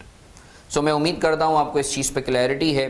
Bonus to employees के हवाले से अगर तो इट इज़ कॉन्ट्रैक्ट ड्रिवन तो it would be taken as adjusting event, और अगर तो वो कॉन्ट्रैक्ट ड्रिवन नहीं है, एडहॉक बेसिस पर मिल रहा है, तो it would be taken as non adjusting event. तो आई एम श्योर आपको इस चीज़ पे क्लैरिटी है IAS 10 के हवाले से। Now let's quickly move on to IAS 37। IAS 37 को मैं IAS 10 के साथ ही करवाऊंगा, रीज़न बीइंग कि ये मिला कर ही एग्जामिनर जो है वो नॉर्मली सवाल कर रहा होता है इससे। IAS 37 it's about provisions, contingencies and liabilities. सही है, प्रोविजन क्या होता है? Provision it's a liability, it's a liability, ये एक ऐसी लाइबिलिटी है जिसका टाइमिंग या अमाउंट या दोनों अनसर्टेन होते हैं। ठीक है, लाइबिलिटी, नॉर्मल लाइबिलिटी और प्रोविजन में क्या फ़र्क है? लाइबिलिटी में आपको पता होता है कब और कितना देना है, प्रोविजन में आपको नहीं पता होता कि कब और कितना देना है, या तो ये नहीं पता होता कि कब देना है या ये नहीं पता होता कि कितना देना है। अब सवाल ये पैदा होता है कि प्रोविजन के साथ आप करेंगे क्या? प्रोविजन आपका रिकॉर्ड होता है, आपकी एंट्री पड़ती है एक्सपेंस डेबिट, प्रोविजन क्रेडिट। अच्छा, एक चीज़ याद रखिएगा, जब मैं प्रोविजन की बात कर रहा हूँ तो we are not talking about provision for bad debts and we are not talking about provision for impairment, उनके लिए अलग अलग स्टैंडर्ड्स हैं। वी आर टॉकिंग अबाउट ऐसा प्रोविजन जिसमें आपका आउटफ्लो होना है और आपको नहीं पता कि कब देना है और कितना देना है। याद रखें, प्रोविजन आप उस वक्त रिकॉग्नाइज करेंगे जब ये तीन बातें हों। पास्ट इवेंट होगा due to which there is a present obligation. Past event क्या होता है, इस पे बात करते हैं। रिलायबल एस्टीमेट ऑफ आउटफ्लो हो, आपको पता हो, आप एस्टीमेट कर सकते हो, सही है, आप एस्टीमेट कर सकते हो कि आपका इतना आउटफ्लो होगा, और चांसेस ऑफ आउटफ्लो जो है वो प्रोबेबल हो, चांसेस ऑफ आउटफ्लो जो है वो प्रोबेबल हो। अब इसका क्या मतलब है, आए क्विकली हम लोग बात कर लेते हैं। पास्ट इवेंट, याद रखें पास्ट इवेंट वो इवेंट होता है जो आपके ऊपर ऑब्लिगेशन ट्रिगर करता है, सही है ना। अब ऑब्लिगेशन दो किस्म का हो सकता है, या तो लीगल ऑब्लिगेशन होगा या कंस्ट्रक्टिव ऑब्लिगेशन होगा। लीगल ऑब्लिगेशन क्या होता है, legal obligation imposed by law. For example आपने कोई जो है सिग्नल तोड़ा, तो सिग्नल तोड़ना is the past event, it was legal obligation on you कि भाई आपने जो है सिग्नल नहीं तोड़ना। ये कंपनी ने कोई जो है लेट से ब्रीच किया, कोई कॉन्ट्रैक्ट का ब्रीच किया, तो लीगल ऑब्लिगेशन था कि भाई कॉन्ट्रैक्ट का ब्रीच नहीं करना, तो पास्ट इवेंट वाज कॉन्ट्रैक्ट का तोड़ना। कंपनीज एक्ट में सर इतनी सारी पेनल्टीज हैं, तो क्या would it trigger past event? No no no no, जब तक कंपनी ब्रीच नहीं करेगी it would not trigger legal obligation और past event on company. Constructive obligation, constructive obligation जो है देखें it's not a legal obligation. Constructive obligation आप ऐसे समझ लो, आपकी हरकतों की वजह से या कंपनी की हरकत की वजह से या कंपनी के कुछ ऐसे एक्शंस होते हैं उसकी वजह से कंपनी के ऊपर ऑब्लिगेशन आ जाता है। It is not driven by the law, it actually arise because of the actions of the company. For example company ने जो है अनाउंस कर दिया कि भाई हम जो है एम्प्लॉइज़ को 1-1 लाख रुपए का बोनस देंगे। So company was not committed to distributing the bonus, but चूंकि कंपनी ने अनाउंस कर दिया तो now company is constructively obliged to actually issue bonuses, right. Constructive obligation. अब याद रखिएगा पास्ट इवेंट होगा तो ही प्रेजेंट ऑब्लिगेशन अराइज होगा। अगर कोई पास्ट इवेंट नहीं है तो प्रेजेंट ऑब्लिगेशन अराइज नहीं होगा। सो पहली कंडीशन हमने बात कर ली, for recognising provision there should be past event as a result of which there is a present obligation. Next is reliable estimate, वो आपको सवाल में दिया हुआ होगा। नॉर्मली अभी करंट सिनेरियो में आप हर अमाउंट को रिलायबली एस्टीमेट कर तो सकते ही सकते हो, ठीक है ना। कुछ ऐसे सिनेरियोज होते हैं वो भी बड़े हाइपोथेटिकल सिनेरियोज हैं। वो क्या है, फॉर एग्जांपल जब आपका कोर्ट में अगर कोई हियरिंग हो रही है तो वो इनिशियल फेजेस में, सो वो जो है इनिशियल फेजेस में जो हियरिंग है तो उसकी वैल्यू आप डिटरमाइन नहीं कर सकते, क्योंकि आपको नहीं पता कि भाई ऊँट किस करवट बैठेगा। या एक और चीज़ कि आपने कोई ऐसी प्रोडक्ट लॉन्च की है जिसका कोई जो है नेमुल बदल है ही नहीं और फर्स्ट टाइम प्रोडक्ट लॉन्च हो रही है। सो इस सिनेरियो में जो है क्या कहते हैं, आप कहते हैं कि रिलायबल एस्टीमेट नहीं हो सकता, but normally reliable estimate practically हो जाता है। ये आपको सवाल में दिया हुआ होगा, आपको परेशान होने की ज़रूरत नहीं है कि रिलायबल एस्टीमेट हो सकता है या नहीं हो सकता। Sir probable outflow of economic benefits कब होगा, तो ये इसके ऊपर एक चार्ट मैंने जो है वो बनाया हुआ है, आपने इसको याद रखना है कि देखें जब भी चांसेस ऑफ आउटफ्लो 0 से लेके 5% हो तो जनरल टर्म में आप इसे कहते हैं रिमोट। अकाउंटिंग टर्म में आप कहते हैं इसे कंटिंजेंट लायबिलिटी, और अकाउंटिंग ट्रीटमेंट आप कुछ भी नहीं करते। अगर तो चांसेस ऑफ आउटफ्लो जो है 6 से लेके 50% तक हैं तो जनरल टर्म में आप कहते हैं पॉसिबल, अकाउंटिंग टर्म में आप कहते हैं कंटिंजेंट लायबिलिटी और आप उसे डिस्क्लोज करते हैं। अगर chances of outflow 51%, 50%, more than 50% से 85% हो तो आप कहते हैं प्रोबेबल, और अकाउंटिंग टर्म में आप इसे कहते हैं प्रोविजन और आप इसे क्या करते हैं, रिकॉर्ड करते हैं। अगर चांसेस ऑफ आउटफ्लो 86 to 99% हो तो आप कहते हैं जनरल टर्म में वर्चुअली सर्टेन है, सही है। अकाउंटिंग टर्म में आप इसे प्रोविजन ही कहते हैं और आप इसे रिकॉर्ड करते हैं। सिमिलरली अगर चांसेस ऑफ आउटफ्लो 100% हैं, चांसेस ऑफ आउटफ्लो 100% हैं तो आप जनरल टर्म में इसे सर्टेन कहते हैं, अकाउंटिंग टर्म में जो है आप इसे प्रोविजन कहते हैं और अकाउंटिंग ट्रीटमेंट आप इसको रिकॉर्ड करते हैं। The point to be noted is कि आप प्रोबेबल जैसे ही होता है, प्रोबेबल कब होता है, जब chances of outflow more than 50% हो, सही है। और आप जब प्रोबेबल हो जाता है तो आप उसे प्रोविजन कहते हैं और प्रोविजन को आप रिकॉर्ड करते हैं। अच्छा जी, अब सवाल ये पैदा होता है कि सर जी आपने बताया कि प्रोविजन जो है उस वक्त रिकॉग्नाइज होगा जब ये 3 बातें हों, पास्ट इवेंट हो as a result of which there is a present obligation, reliable estimate हो और चांसेस ऑफ आउटफ्लो प्रोबेबल हो। अगर इन तीनों में से कोई एक भी चीज़ मिसिंग है, तो आप इसे क्या कहते हैं, तो हम इसे कहते हैं कंटिंजेंट लायबिलिटी या फिर कंटिंजेंसी। हम इसे कहते हैं कंटिंजेंट लायबिलिटी या फिर कंटिंजेंसी। और कंटिंजेंट लायबिलिटी या कंटिंजेंसी को आप क्या करते हैं, आप डिस्क्लोज करते हैं। ठीक है जी। सो याद रखिएगा, प्रोविजन के लिए तीन बातें ज़रूरी हैं। अगर इन तीनों में से कोई एक भी चीज़ मिसिंग है तो आप उसे कंटिंजेंट लायबिलिटी या कंटिंजेंसी कहते हैं, और कंटिंजेंसीज को आप क्या करते हैं, डिस्क्लोज करते हैं। अच्छा जी, अब सवाल ये पैदा होता है, हमने प्रोविजन समझ लिया, हमने जो है क्या कहते हैं कंटिंजेंट लायबिलिटी या कंटिंजेंसी समझ ली। Now let's talk about asset. जिस तरीके से एक्सपेक्टेड आउटफ्लो होता है ऐसे ही एक्सपेक्टेड इनफ्लो भी होता है। ठीक है ना। आपको ऐसा लगता है कि आपको पैसे मिल जाएं या आपको कोई बेनिफिट मिले, तो उस सिनेरियो में हम एसेट कब रिकॉग्नाइज करेंगे। सो स्टैंडर्ड स्टेट्स के भाई देखें, आप एसेट को अपनी बुक्स में उस वक्त रिकॉग्नाइज करेंगे जब chances of inflow virtually certain हो। क्या मतलब, तो ये एक मैंने अगेन टेबल बनाया हुआ है। अगर चांसेस ऑफ इनफ्लो आपको ऐसा लगता है 0 से लेके 5% के दरमियान है, जनरल टर्म में उसे रिमोट कहते हैं, अकाउंटिंग टर्म में आप उसे कंटिंजेंट एसेट कहते हैं। अकाउंटिंग ट्रीटमेंट आप कुछ भी नहीं करेंगे। अगर आपको ऐसा लगता है चांसेस ऑफ इनफ्लो 6 से लेके 50% हैं, जनरल टर्म में उसे पॉसिबल कहेंगे, अकाउंटिंग टर्म में कंटिंजेंट एसेट कहेंगे, और अकाउंटिंग ट्रीटमेंट आप कुछ भी नहीं करेंगे।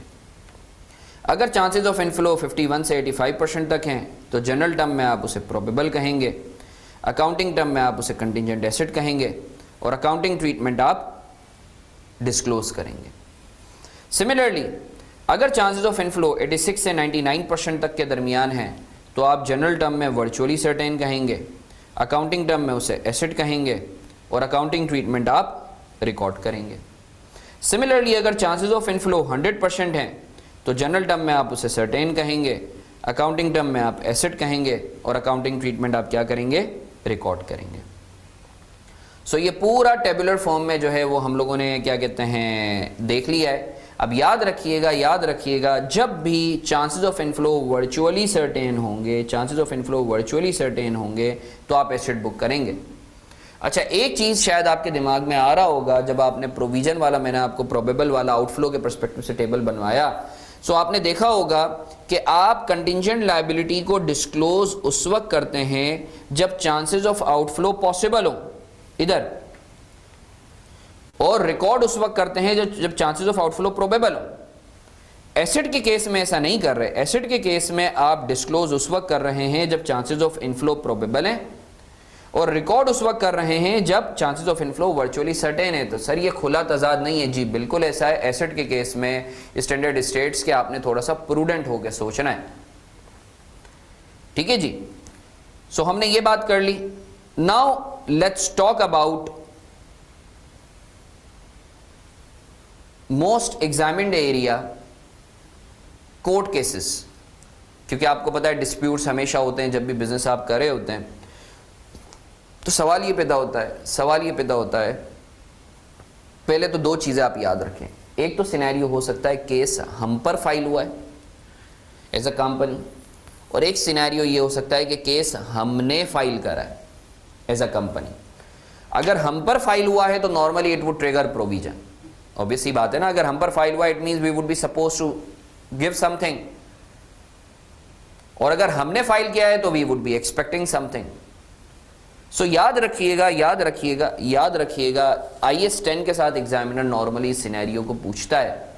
सो अगर तो केस हम पर फाइल हुआ है, if we are the defendant, अगर हम पर फाइल हुआ है तो स्टैंडर्ड बोलता है कि ईयर एंड के बाद अगर केस से रिलेटेड कोई भी डेवलपमेंट होती है तो IAS 10 अप्लाई होगा। तो IAS 10 के जुमरे में ये एडजस्टिंग इवेंट, मतलब आपने उसे कंसिडर करना है रिकॉर्ड के लिए या डिस्क्लोजर के लिए। कब करना है, आपने एक चीज़ देखनी है सिर्फ, अगर ईयर एंड से पहले उस केस से रिलेटेड कोई ट्रांजेक्शन हुई हुई है ना, वो जो केस आपके ऊपर हो रहा है, अगर ट्रांजेक्शन उससे पहले हुई हुई है ना, ईयर एंड से पहले, अगर तो ट्रांजेक्शन ईयर एंड से पहले हुई है तो जो भी डेवलपमेंट होगी रिपोर्टिंग डेट के बाद it would be taken as adjusting event. आपने सिर्फ ये देखना है ट्रांजैक्शन अगर रिपोर्टिंग डेट से पहले हुई है तो जो भी ईयर एंड के बाद उससे रिलेटेड डेवलपमेंट हो रही होगी it would be taken as adjusting event. और अगर हमने केस फाइल करा है, और अगर हमने केस फाइल करा है, अगर तो हमने केस फाइल करा है, अगर तो हमने केस फाइल करा है, तो ईयर एंड के बाद एडजस्टिंग इवेंट होने के लिए जरूरी है कि ईयर एंड पर वर्चुअल सर्टेनिटी हो। ईयर एंड पर अगर तो वर्चुअल सर्टेनिटी है, सो ईयर एंड के बाद जो भी उस केस से रिलेटेड डेवलपमेंट होगी it would be taken as adjusting event.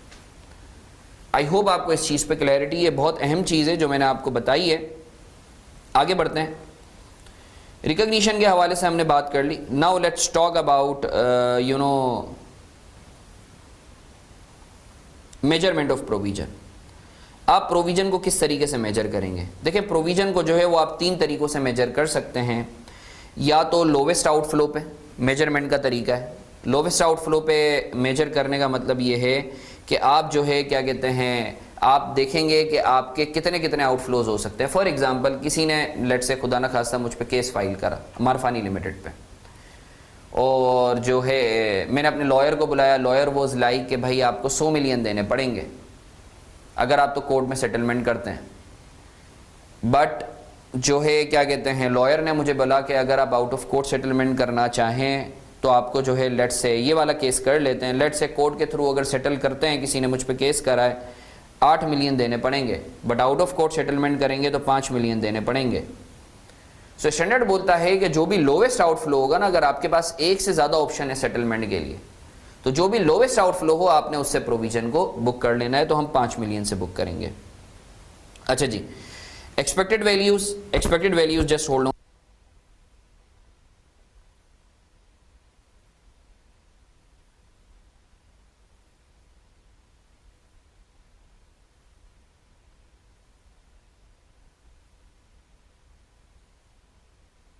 अब हम बात कर लेते हैं एक्सपेक्टेड वैल्यूज पे।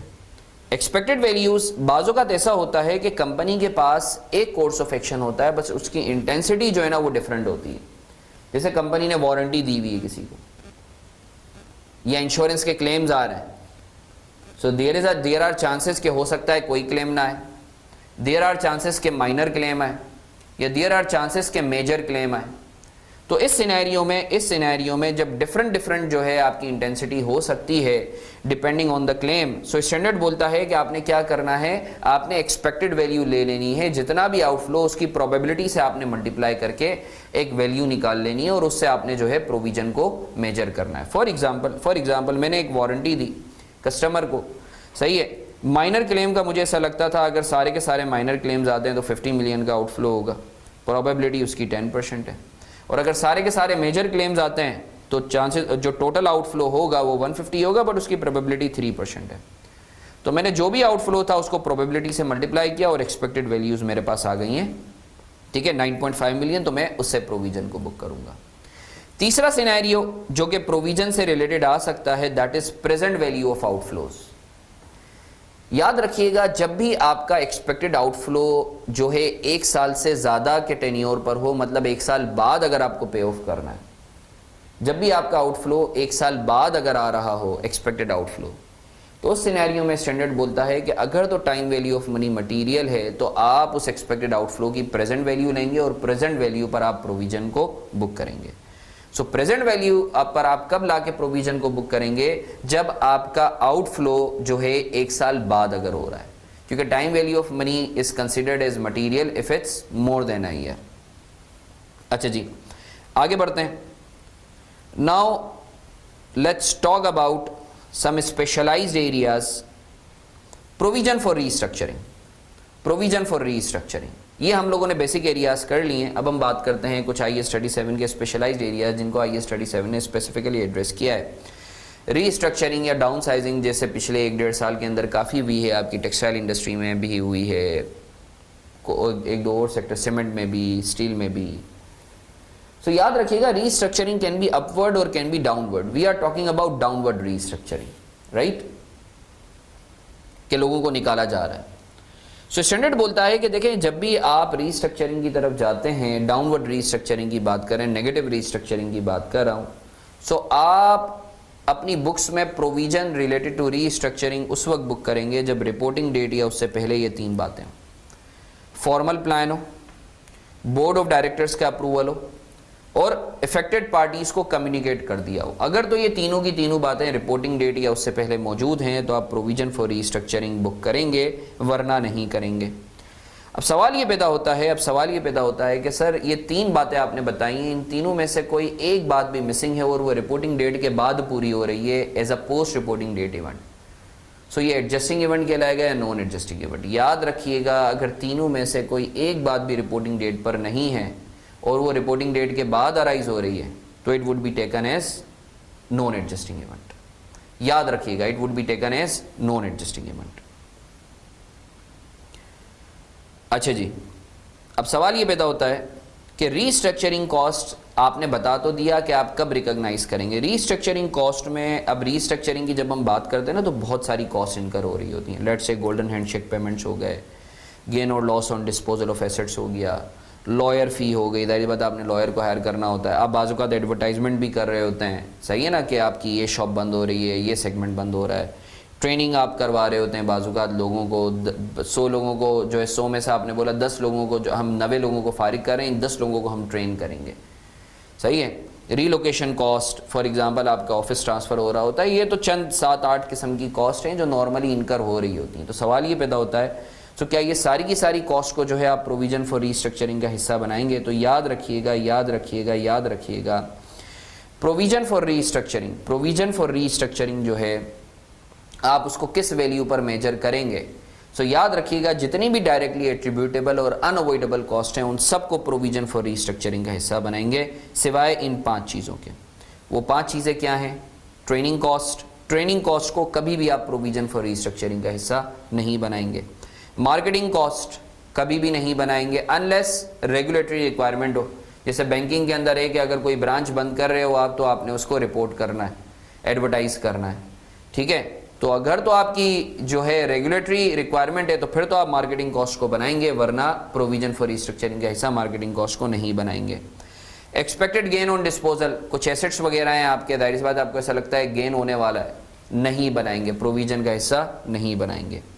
एक्सपेक्टेड लॉस ऑन डिस्पोजल, आपको ऐसा लगता है लॉस होगा तो क्या उसको हिस्सा बनाएंगे? नो, उसको आप प्रोविजन फॉर रीस्ट्रक्चरिंग का हिस्सा नहीं बनाएंगे। मैं ये नहीं बोल रहा आप उस पर प्रोविजन आप करेंगे, बुक प्रोविजन, बट IAS 36 के तहत करेंगे। IAS 37 के तहत प्रोविजन फॉर रीस्ट्रक्चरिंग का हिस्सा इसे आप नहीं बनाएंगे। रीलोकेशन कॉस्ट अवॉइडेबल है, उसे भी आप प्रोविजन फॉर रीस्ट्रक्चरिंग का हिस्सा नहीं बनाएंगे। Now let's talk about onerous contract. Onerous contract क्या होता है? जब आपका रेवेन्यू स्ट्रीम आपके कॉस्ट स्ट्रीम से कम हो जाता है। देखें, जब भी आप कॉन्ट्रैक्ट करते हैं किसी से भी तो 2 चीज़ें होती हैं, कॉस्ट होता है और एक रेवेन्यू होता है। नॉर्मली आप कॉन्ट्रैक्ट उस वक्त करते हैं जब रेवेन्यू आपको ऐसा लगता है आप ज़्यादा कमाएंगे, कॉस्ट कम होती है।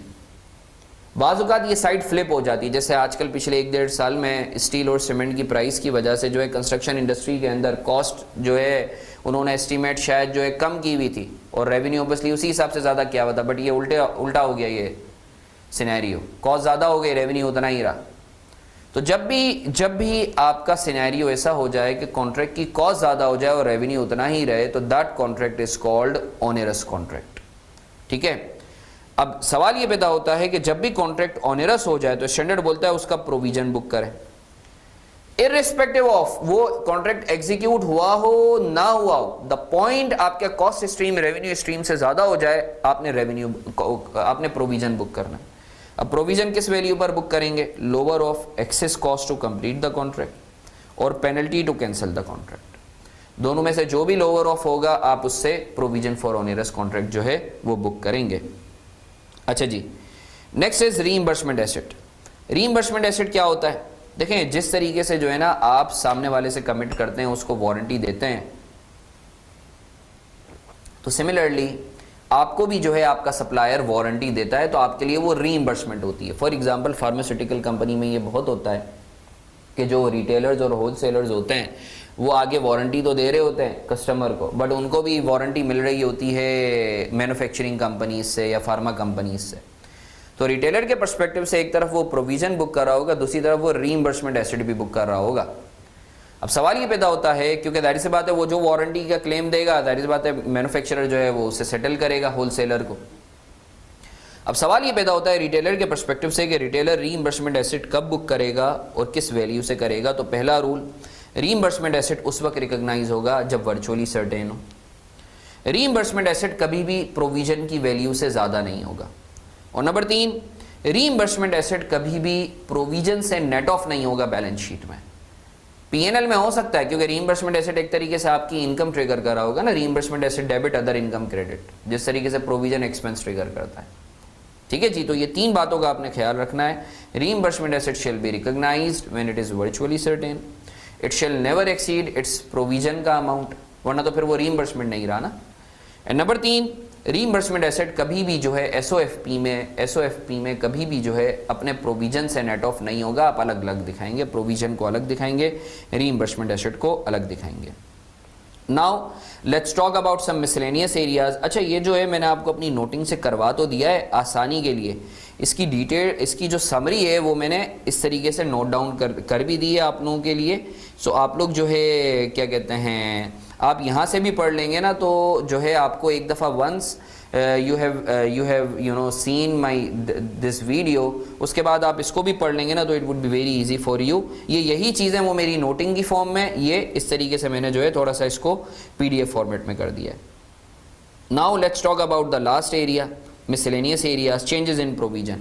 सवाल ये पैदा होता है कि एक दफ़ा आपने प्रोविजन बुक कर लिया तो क्या आप जो है प्रोविजन क्या पत्थर पे लकीर हो गई? No no no no, provision is subject to change. आप हर रिपोर्टिंग डेट पर जो है, जस्ट होल्ड ऑन,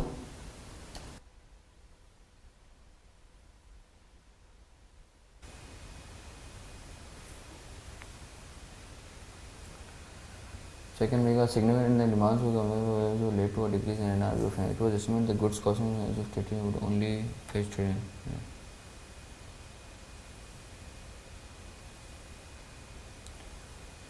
मुस्तफ़ा, इसका कुछ लिखा हुआ नहीं है सिनेरियो कि क्यों ऐसा हुआ है? अगर तो कुछ भी नहीं लिखा हुआ कि कॉम्पिटिटर ने प्रोडक्ट लॉन्च किया तो फिर तो ये नॉन एडजस्टिंग इवेंट होगा, फिर ये एडजस्टिंग इवेंट नहीं होगा, फिर ये नॉन एडजस्टिंग इवेंट होगा। अगर तो कॉम्पिटिटर वगैरह के हवाले से चीज़ें लिखी हुई हैं तो it would be taken as you know adjusting event.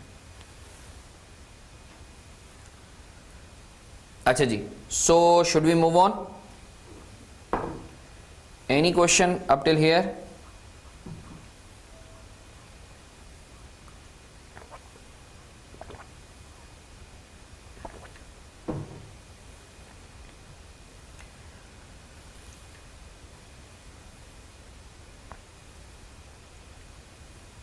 Can we move on, sir?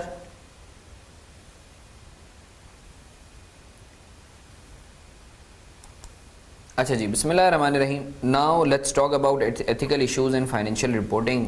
Again जो है एक छोटा सा एरिया है बट इम्पॉर्टेंट एरिया है, 5 से 8 मार्क्स जो है वो तुम्हारे हो सकते हैं। देखें, पहले तो ये चीज़ समझ लो कि जो कोड ऑफ एथिक्स है या एथिकल इश्यूज़ हैं तुम्हारे, अब ये 2 किस्म के हैं कोड ऑफ एथिक्स की जब हम बात करते हैं। एक होता है चार्टर्ड अकाउंटेंट इन प्रैक्टिस, जिसको आप ऑडिटर कहते हैं, और एक होता है chartered accountant not in practice. सही है, जिसको आप जो है, जिस तरीके से मैं हूँ, मैं chartered accountant not in practice हूँ क्योंकि मैं ऑडिटर नहीं रहा हूँ, अब मैं इंडस्ट्री में चला गया हूँ। सही है, इसी तरीके से अगर कोई तुम्हारे टीचर हैं जो ऑडिट फर्म में हैं तो they would be considered as chartered accountant in practice. So जो तुम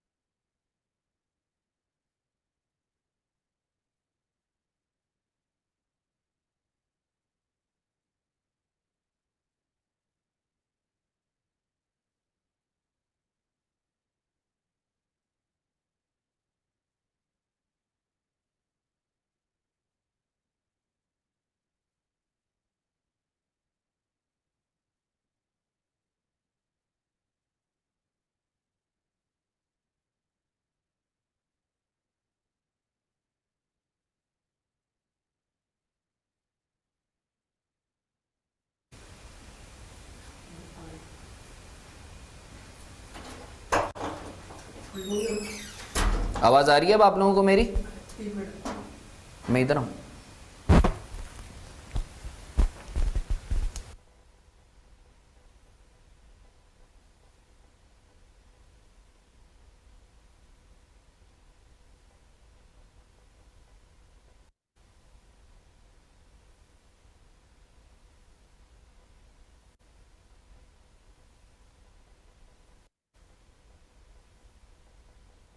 सही है, अब आवाज़ आ रही है ना? बट ठीक है, ठीक है, ठीक है, ठीक है।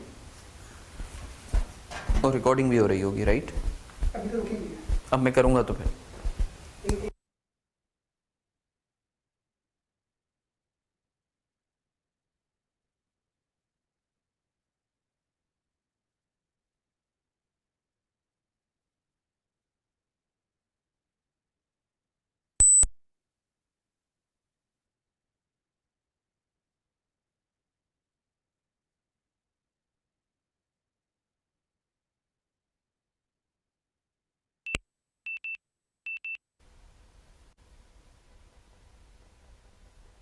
आवाज़ आ रही है आप लोगों को मेरी? जी मेरे ख्याल से अब आ रही है आवाज़। अब सही है, मैंने रीसेट कर दिया। अब कैसे, अब क्या करना है? हाँ मैंने सही कर दिया, मैंने सही रीसेट कर दिया। चलो अच्छी बात है, अच्छी बात है, ठीक है। सुन लेना, अभी कर रहा हूँ। रिकॉर्डिंग हो रही होगी अगर मैं क्लिक करूँगा तो आवाज़ को। सही है, ठीक है, ठीक है। अच्छा जी, सो मैं अर्ज़ कर रहा था एथिकल इश्यूज़ इन फाइनेंशियल रिपोर्टिंग के हवाले से कि देखें, कोड ऑफ एथिक्स जो आपका है ना वो दो किस्म का है। एक है ethics for chartered accountants in practice, जिसको हम कहते हैं ऑडिटर्स के लिए, और एक है ethics for chartered accountants not in practice, जो ऑडिटर्स नहीं रहे, जो इंडस्ट्री में चले गए। जैसे मैं इंडस्ट्री में चला गया हूँ, सही है। ऑडिट फर्म जो है वो मैंने जो है 5-6-7 साल पहले छोड़ दी थी। अब सवाल ये पैदा होता है कि अब हम बात करते हैं कि ये जो फाइनेंशियल रिपोर्टिंग के पर्सपेक्टिव से जो एथिक्स है वो किस हवाले से है, वो क्या बात है। देखो बातें मोर और लेस सेम करता है। वहाँ आपने एज एन ऑडिटर जो है एथिक्स की चीज़ों को देखना होता है ऑडिट में, और यहाँ जो है आप as an accountant, as a management person आपने किन चीज़ों का ख्याल करना है उसे देखना होता है। सो एक चीज़ आप याद रखें, मैं इसको क्विकली रन थ्रू करवा देता हूँ आप लोगों के लिए, अगर आप ये देखो, याद रखो as a management accountant, as a person in industry, आपका काम क्या है। अगर तो आप लेट्स से किसी फाइनेंस डिपार्टमेंट में हो, आपका एम ये है कि आप जो भी फाइनेंशियल स्टेटमेंट्स बनाओ, it should give true and fair view as per the applicable financial reporting framework. This is objective. जैसे ऑडिट के अंदर होता है ना कि आपने जो एश्योरेंस देनी होती है, तो यहाँ from management perspective your aim is to prepare financial statements which gives true and fair view. This is your objective, सही है। अब इस ऑब्जेक्टिव को अचीव करने में कुछ थ्रेड्स हैं, या इस ऑब्जेक्टिव्स के लिए कुछ प्रिंसिपल्स हैं जो स्टैंडर्ड ने बताए हुए हैं, एथिक्स ने बताए हुए हैं कि भाई आप कभी भी true and fair view financial statements अगर आप बना रहे हो फ्रॉम मैनेजमेंट पर्सपेक्टिव, और आप चाहते हो कि वो financial statements true and fair view दें, तो आपने ये 4-5 कुछ प्रिंसिपल्स का, जैसे बीइंग अ मुस्लिम हमारे कुछ प्रिंसिपल्स हैं ना, कि हमें झूठ नहीं बोलना, हमें चोरी नहीं करनी, हमें किसी का दिल नहीं दुखाना, हमें नमाज पढ़नी है। तो similarly as a chartered accountant ये कुछ उसूल व ज़वाबित हैं, ये 5 उसूल व ज़वाबित हैं जो हमें जिनका ख्याल करना है ताकि हम अपना ऑब्जेक्टिव अचीव कर सकें। Number 1, integrity. इंटेग्रिटी क्या है? We need to be honest and straightforward in our scenario, सही है ना। झूठ नहीं बोलना, जो बात है मनोवन आपने स्ट्रेट फॉरवर्ड बड़ा क्लियरली कह देनी है। Objectivity, we don't need to be biased. याद रखो ऑब्जेक्टिविटी का इशू हमेशा सब्जेक्टिव बात में आता है, क्योंकि 2 + 2 4, कोई इसको डिनाई नहीं कर सकता। कोई बोलेगा नहीं 2 + 2 3 होते हैं, तो फिर आप बोलोगे नहीं यार वो पागल है जो बोल रहा है 2 + 2 3 होते हैं। H2O जो पानी का फार्मूला है वो पाकिस्तान में भी यही रहेगा, यूएस में भी यही रहेगा। तो याद रखो objectivity means being neutral. Objectivity का इशू उस वक्त आता है जब सब्जेक्टिव बात हो, जब एक से ज़्यादा जो है किसी के जवाबात हो। जैसे प्रोविजन है, प्रोविजन रिकॉर्ड करना है या नहीं करना, डिप्रिसिएशन की यूजफुल लाइफ है, सही है ना, या रेजिजुअल वैल्यू है, दिस इज एस्टीमेट, राइट। इसमें आप बोल भी सकते हो कि जैसे एसी मेरे सर पे लगा हुआ है तो मैं बोलूँ यार ये 5 साल सर के ऊपर लगा हुआ है, तो मैं बोलूँ यार ये 5 साल की जगह 10 साल मुझे बेनिफिट देगा, सब्जेक्टिव बात है। So we need to be unbiased, we need to be neutral जब भी आप कोई भी बात कर रहे हो। कॉम्पिटेंस, कॉम्पिटेंस का मतलब ये है कि भाई आपने जो है एक तो एट पार नॉलेज लेनी है, जैसे मैं चार्टर्ड अकाउंटेंट हूं, मैं बोल रहा हूँ हाँ यार I have got competency but I need to keep myself updated. Competent का मतलब सिर्फ ये नहीं होना कि नॉलेज लेके बैठे आना, भाई नॉलेज लेके अपने आप को अपडेट करना, जैसे CPD-Rs हैं हमें जो है वो कंप्लीट करने होते हैं ICAP की तरफ से। कॉन्फिडेंशियलिटी, जो भी बात आपको बताई जाए या आप जो है मैनेजमेंट के पर्सपेक्टिव से अगर कोई आपको बात की जाए, you need to maintain the confidentiality. उसको ना सिर्फ अपने मफाद में बल्कि किसी और के मफाद में भी आपने इस्तेमाल नहीं करना, सही है ना, किसी को भी नहीं बताना, खामोशी इख्तियार करनी है। इसको मैं समझाने के लिए जो है क्या कहते हैं बोलता हूं कि भाई आपने हल्का नहीं होना, पेट का हल्का जिसको हम बोलते हैं। Professional behaviour, professional behaviour you need to be very professional. तड़ियां नहीं लगानी है आपने किसी को कि कल कोई बोले कि भाई ऐसे होते हैं चार्टर्ड अकाउंटेंट, ऐसे होते हैं ICAP के जो है मेंबर्स, सही है। You need to be very professional, ठीक है। अच्छा, अब सवाल ये पैदा होता है कि जब हम इन प्रिंसिपल्स की बात करते हैं तो ये जो प्रिंसिपल्स हैं इनको फॉलो करते हुए कुछ थ्रेट्स होती हैं जिसकी वजह से ये प्रिंसिपल्स हम फॉलो नहीं कर पाते हैं। तो एक होता है सेल्फ इंटरेस्ट थ्रेट, हमारा ज़ाती मफाद। फॉर एग्जांपल मैं फाइनेंशियल्स, अगर मुझे मेरा CEO बोल दे कि भाई being a CFO of any company, मेरा CEO मुझे बोल दे कि भाई तुम जो है क्या कहते हैं कि जो है अगर जो है क्या कहते हैं फाइनेंशियल स्टेटमेंट जो हैं, अगर तुम एक काम करो इसके अंदर प्रोविजन को कम कर दो तो मैं तुम्हें इतना बोनस दूंगा। Self interest threat. Self review threat, अपने काम को ही मैं रिव्यू कर रहा हूं, तभी तो हायर की बनाई हुई है कि भाई मैनेजर का काम सीनियर मैनेजर रिव्यू करे, सीनियर मैनेजर का काम CFO और CFO का काम जो है वो CEO रिव्यू करे। सेल्फ रिव्यू थ्रेट, ताकि मैं अपने काम के अंदर कभी भी गलती नहीं निकाल सकता, आई वुड बी बायस्ड, मुझे नजर ही नहीं आएगी गलती, या अगर होगा तो मैं ढक दूंगा कि नहीं यार ये तो ऐसा ही होता है। फेमिलियरिटी थ्रेट, जान पहचान वाली थ्रेट। फॉर एग्जाम्पल CEO की जो है क्या कहते हैं बेटी है, वो मेरी लेट से बेगम है, just giving you an example on a very lighter note. Familiarity threat, सही है, जाहिर सी बात है कि मोहतरमा बोलेंगी कि भाई आपने ये काम करना है, तो फिर जाहिर सी बात है एक फेमिलियरिटी थ्रेट है। तभी ये कहा जाता है कि भाई तोहफे ताइफ जो है ना ये नहीं लिया करें, उससे मोहब्बतें बढ़ती हैं, सही है। तो मोहब्बतें नहीं बढ़ानी है, ठीक है, अपने काम से काम रखना है। नहीं वजह है कि जो प्योर चार्टर्ड अकाउंटेंट्स या पुराने, जैसे अभी मैं एक साहब से मिलने के लिए गया, काफ़ी हमारे सीनियर थे, तो मैं उनके लिए यूं ही तोहफा लेके गया, हालांकि हमारा, तो उन्होंने सख्ती से बोला भाई तोहफे ताइफ नहीं लो, तुम्हें कोई मशवरा चाहिए, कोई गाइडेंस चाहिए, यूं ही आ जाओ, तोहफे ताइफ लेके नहीं आया करो, ठीक है ना। इंटिमिडेशन थ्रेट, धमकी, कॉल्स आ रही हैं, सही है, कि भाई ये काम कर दो वरना ये हो जाएगा, सही है, तुम्हारी सैलरी रुक जाएगी या तुम्हें निकाल दिया जाएगा बिजनेस से या कंपनी से। Intimidation threat. Advocacy threat, for example आपने जो है लेट से मुस्तफ़ा की अगर मैं बात करूं, हमारे साथ है, मैं मुस्तफ़ा को सपोर्ट करता हूं, या मुस्तफ़ा के हवाले से किसी ने मुझे ओपिनियन मेरे से पूछा कि भाई मुस्तफ़ा कैसा बंदा है, मैंने बोला बहुत अच्छा बंदा है। अब बाद में पता चला मुस्तफ़ा तो फ्रॉडिया है, तो अब मैं अपनी बात को डिनाई नहीं कर सकता, तो मैं अपने आप बात को साबित करूंगा, नहीं यार मुझे तो नहीं पता था या ये नहीं पता था, वो अकेले में जो है फ्रॉड करता था, सही है। सो आई होप आपको ये चीज क्लियर है कि जो कहा मुस्तफा मजाक कर रहा हूं मैं सिर्फ on a very lighter note, ठीक है ना। तो जो है एडवोकेसी थ्रेट, आपने किसी चीज के हवाले से एडवोकेसी दे दी और बाद में पता चला वो चीज तो वैसी थी नहीं जैसी होनी चाहिए थी। सो ये कुछ थ्रेट्स है जिसकी वजह से मेरे प्रिंसिपल जो हैं वो इंपेयर हो सकते हैं, होते नहीं है, हो सकते हैं, हो सकता है कुछ लोगों के लिए मायने ही नहीं रखती हो तो वो प्रिंसिपल ही बहुत स्ट्रांग होते हैं। अब इन्हीं चीजों को कवर करने के लिए कुछ सेफगार्ड्स हैं, ये सेफगार्ड्स खुद से पढ़ लेना, मैं एग्जाम पर्सपेक्टिव से मैं तुमसे बात कर रहा हूं कि जब भी एग्जाम में तुम्हें सिनेरियो आ जाएगा कि आप CFO, आपका CEO आपको धमकी दे रहा है, या आपका CEO आपको जो है बोल रहा है बोनस दूंगा, आप जो है इस फिगर को जो है वो गलत रिपोर्ट कर दो, ओवर स्टेट कर दो, अंडर स्टेट कर दो, तो ये कुछ चीज़ें हैं, कुछ स्टेप्स हैं, सही है, जो आपने याद रखने हैं। ये 4-5 स्टेप्स है। जब भी आपको कोई ऐसी सिचुएशन आए जिसकी वजह से आपको ऐसा लग रहा हो कि प्रिंसिपल आपका हिट हो रहा है या कोई थ्रेट हो, तो आपने ये 4 स्टेप्स के अंदर आपने फोकस करना है। 1 2 3 4। Number 1, consultation with superiors within the employing organisation, for example the audit committee और द बोर्ड। लेट्स से मेरा बॉस जो है, मैं एग्जांपल दे रहा हूँ, लेट्स से मैं CRO को रिपोर्ट करता हूँ, सही है, तो अगर जो है वो CRO जो है वो चीफ रिस्क ऑफिसर, सो अगर वो मुझे कोई चीज़ में जो है वो थ्रेट कर रहे हैं या मुझे जो है फॉर एग्जांपल किसी गलत काम के लिए जो है वो फोर्स कर रहे हैं, so what I am gonna do, इनके जो इमीडिएट अथॉरिटी है, लेट्स से प्रेसिडेंट है या सीईओ हैं या बोर्ड की कमेटी है, मैं उनको रुजू करूँगा कि भाई ये मसला हो रहा है। अब बाज़ औक़ात ऐसा होता है कि भाई बोर्ड की जो कमेटी होती है या प्रेसिडेंट है वो भी जो है मिले हुए होते हैं, कुड बी एनीथिंग ना।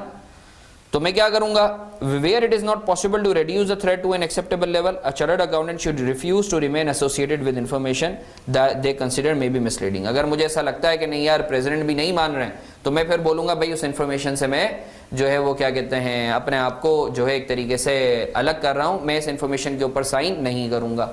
सबसे पहले सुपीरियर के पास गए, सुपीरियर भी नहीं मान रहा, तो जो है आपने क्या करना है, वो जो इन्फॉर्मेशन है उसे डिसएसोसिएट कर देना है।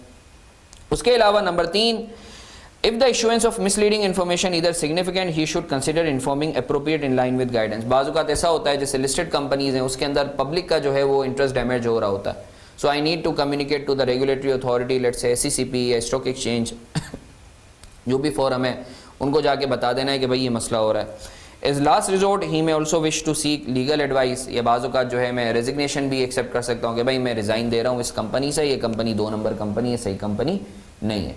सो 4 स्टेप्स के अंदर आपने ये 4 स्टेप्स आपने याद रखने। जब भी आपसे बोला जाए कि भाई आपको थ्रेट है और आपने जो है क्या कहते हैं, आपने जो है क्या कहते हैं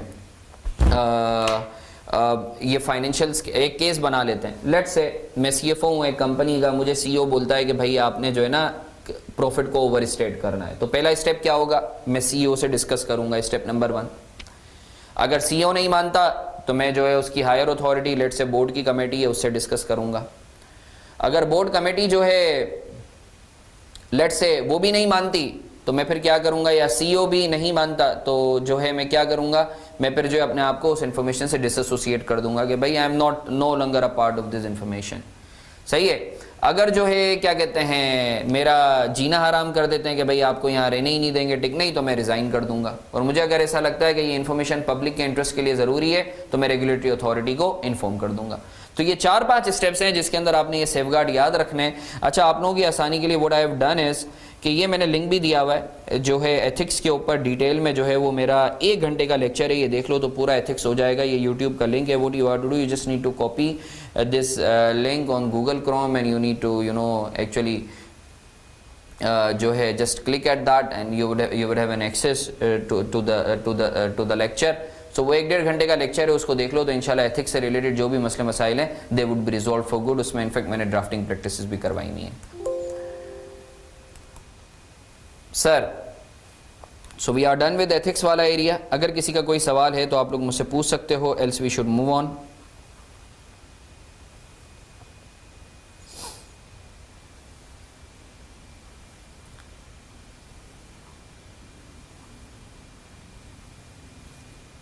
can we move on?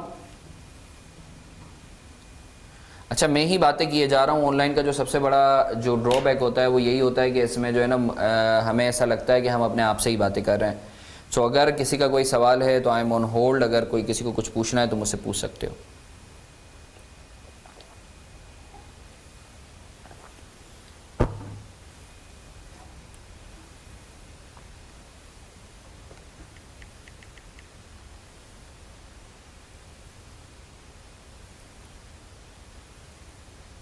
Any question?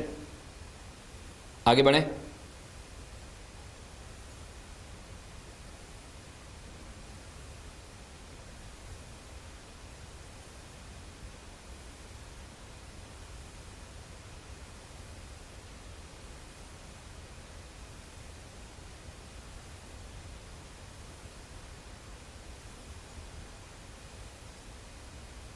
चलो,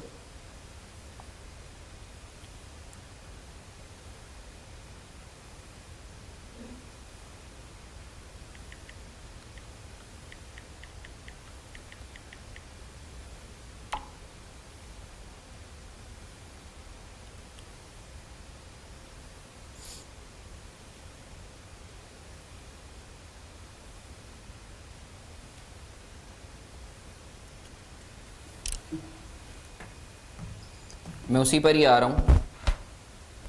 अच्छा जी, नाउ द इम्पोर्टेंट एरिया। अगर आप लास्ट कुछ सेशंस को देखें ना तो एग्जामिनर क्या करता है कि 10 से 15 मार्क का जो है ना वो ड्राफ्टिंग के हवाले से जो है सवाल पूछ रहा होता है कि भाई जो है क्या कहते हैं कि आप डिस्कस करो इस सिनेरियो को, या आप बताओ कि आप किस तरीके से जो है ओपिनियन दोगे, या आप वे आउट किया, या आप इवेलुएट करो, सही है, या एक्सप्लेन करो। सो ये जो मैंने आप लोगों को ड्राफ्टिंग के हवाले से मैंने आपको बताया हुआ है, क्योंकि we are good at numbers, but जब ड्राफ्टिंग की बात होती है तो आप जब सवाल देखते होगे, उसका जवाब देखते होगे, तो जो है जवाब भी जो है वो 5-6 लाइनों में होता है, बट आपके दिमाग में बहुत सारी चीज़ें आ रही होती हैं, या आप बाज़ औक़ात काफ़ी चीज़ों को कवरेज नहीं कर रहे होते ड्राफ्टिंग करते हुए। तो ये कुछ टिप्स हैं जो आप लोगों ने याद रखनी है इंशाल्लाह, अगर आप इस फॉर्मेट को फॉलो करते हैं। Again it's a recommended way, it's not the compulsory way, आप इससे बेहतर भी कर सकते हो, सही है, but it's the recommended way, ठीक है ना। ये सिर्फ और सिर्फ FR2 में ड्राफ्टिंग वाले क्वेश्चंस के लिए नहीं है। इनफैक्ट ये आपके जितने भी जो है ड्राफ्टिंग बेस्ड जो है पेपर्स हैं, आप be it audit, be it company law, be it mercantile law, be it any theoretical subject, so ये हर जगह यहाँ अप्लाई होगा। So again it's a recommended way. Now let's quickly move on to recommended way for attempting the scenario or reporting based question IS 1037 और questions with requirements of discuss। आपने क्या करना है, सबसे पहले जब भी आपके पास जो है डिस्कशन बेस्ड सवाल है तो आपने इन 4 हेडिंग्स में जो है अपने सवालात को, अपने जवाब को जो है वो ब्रेक डाउन करना है। Issue in this heading right the gist of the question, you may ignore this heading in case of time shortage. आपने सबसे पहले क्या करना है, इशू बताना है कि भाई सवाल में पूछा क्या गया है, सही है। इसके ऊपर एथिक्स की मेरी वीडियो है, उसमें बाकायदा मैंने सॉल्व भी करके बताया। अभी यहाँ मैं सॉल्व नहीं करवाऊंगा because of the shortage of time, यहाँ मैं आप लोगों से बर्ड्स आई व्यू दे दूंगा। आपने जो है इशू में पूरे क्वेश्चन को ना एक समराइज करके जो की पॉइंट्स हैं जिसकी बेसिस पर आपने डिसीजन लेना है वो जॉट डाउन कर देना, सही है। और अगर तो आपको जो है ऐसा लगता है कि टाइम कम है तो इस हेडिंग को स्किप कर दो। Next is analyse. In this heading, express your knowledge of ISS. For example, making provision, you need to consider 4 conditions. So describe these conditions in the context of the given scenario. जब आप इसके बाद analysis आपने करना है इस situation का based on your understanding of ISS और IFRSs। जो भी आपका जो है सिनेरियो दिया हुआ है उसको IAS के जुमरे में आपने एनालाइज करना है। जैसे मैं एग्जांपल देता हूं, प्रोविजन के लिए पास्ट इवेंट होना चाहिए, उसकी वजह से प्रेजेंट ऑब्लिगेशन होना चाहिए। तो आपने बताना है कि उस सिचुएशन में जो है पास्ट इवेंट और प्रेजेंट ऑब्लिगेशन कैसे फुलफिल हो रहा है। रिलायबल एस्टीमेट है तो उस सिचुएशन में रिलायबल एस्टीमेट कैसे, प्रोबेबल आउटफ्लो है तो उस सिचुएशन में probable outflow is the requirement as per the standard, और किस तरीके से फुलफिल हो रहा है इस गिवन सिनेरियो में वो आपने बता देना है। एनालाइज करने के बाद आपने जो है अपना कंक्लूजन देना है या ओपिनियन देना है, और उसमें आपने बताना है कि भाई देखो अगर लेट से तीनों बातें ऊपर की चूंकि पूरी हो रही हैं तो आपने प्रोविजन बुक करना चाहिए। और चौथी हेडिंग इज अकाउंटिंग एंट्री। अगर तो कोई अकाउंटिंग एंट्री आपको ऐसा लगता है पास हो सकती है, जैसे तरीके से अगर मैं प्रोविजन की बात करूं, एक केस दिया गया है कि भाई लेट से मारफानी लिमिटेड पे केस हो गया है 50 मिलियन का, सही है, और लॉयर ने बोला है कि भाई जो है चांसेस हैं कि केस हार जाएंगे और पेमेंट देनी पड़ेगी। सो आप इशू में बता देंगे ये सारा केस जो मैंने आपको बताया। एनालाइज के अंदर past event as a result of which present obligation, तो इसमें Marfani limited had entered into transaction, this is past event as a result of which present obligation, क्योंकि ट्रांजैक्शन में reliable estimate yes 50 million amount जो है वो देना है, the company has been sued for like 50 million, ये रिलायबल एस्टीमेट में आ जाएगा एनालिसिस की हेडिंग के अंदर। और तीसरा probable outflow of economic benefits in this scenario, the lawyer is of the view that Marfani is limited might be suppose to pay actually the amount, और Marfani limited might lose the case, the chances are higher. This was the analysis. Conclusion में based on the above analysis we can say और we are of the opinion या I am of the opinion that provision should be recognised by ₹50 million. और चौथी heading के अंदर accounting entry आपने बता देनी है, एक्सपेंस डेबिट, प्रोविजन क्रेडिट। अब सर एक सवाल आता है कि सर आपने ये 4 बातें बताई, बहुत अच्छी बात है, 4 हेडिंग्स के अंदर आपने तोड़ के करना है, बट सर बाजू का टाइम नहीं होता। अगर टाइम नहीं हो, हमारे पास 10-15 मिनट हैं तो हम इतना शशका तो नहीं कर सकते, तो कोई टेंशन वाली बात नहीं है। इशू को आपने डिलीट कर देना है, अकाउंटिंग एंट्री को डिलीट कर देना है, एक ही हेडिंग आपने डालनी है एनालिसिस एंड कंक्लूजन। इसी में ही आपने एनालिसिस भी कर देना है और कंक्लूजन भी कर देना है, सही, एक ही हेडिंग के अंदर आपने सारी बातों को जॉट डाउन कर देना है। मैं उम्मीद करता हूं आपको इस चीज पे क्लैरिटी है। एनालिसिस एंड कंक्लूजन एक ही हेडिंग होगी और उसके अंदर आपने सारी बातें कर देनी है, ठीक है। अच्छा, एथिक्स का अगर कोई आता है तो एथिक्स के अंदर जो है आपने एथिक्स का चूंकि थोड़ा सा डिफरेंट है स्टैंडर्ड से हटके, तो इसमें भी हेडिंग्स तो वही रहेंगी। इशू में आपने वही बताना है। एनालिसिस के अंदर आपने जो है ये 3 बातें करनी है। सबसे पहले तो आपने रिस्पॉन्सिबिलिटी बतानी है as a chartered accountant not in practice. आपकी रिस्पॉन्सिबिलिटी क्या है? That financial statements are prepared in a way that gives true and fair view, that is the responsibility. Threat, अगर आपको कोई थ्रेट है, बाजू का एग्जामिनर बोलता है कि भाई आप बताओ थ्रेट क्या क्या है, तो आपने थ्रेट भी बतानी है, सेल्फ इंटरेस्ट थ्रेट है या सेल्फ रिव्यू थ्रेट है। एक एग्जांपल दे देता हूं मैं आपको। लेट्स से मैं एक कंपनी का सीएफओ हूं, मेरे सीईओ ने मुझे बोला है कि भाई आप जो है प्रॉफिट को 20 मिलियन से ओवर स्टेट कर दो तो मुझे जो है 1 मिलियन का बोनस मिलेगा। सो यहाँ इशू मैं बता दूंगा सारी बातें। एनालाइज के अंदर mention the responsibility for preparation of financial statements. Being a chartered accountant my responsibility is to prepare the financials which give true and fair view, that's my responsibility, ये इसमें आ जाएगा। I am facing self-interest threat because I have been offered like bonus of $1 million by the CEO of my company, so that's the threat. Mention the fundamental principles being breached. अब कौन कौन से principles breach हो रहे हैं, अगर सवाल में पूछे तो बताने। Integrity मेरी breach हो रही, सही है ना, I am being dishonest.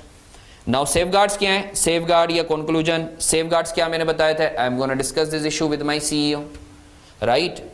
If he doesn't agree with my point of view, I can contact with the board audit committee or the higher authority.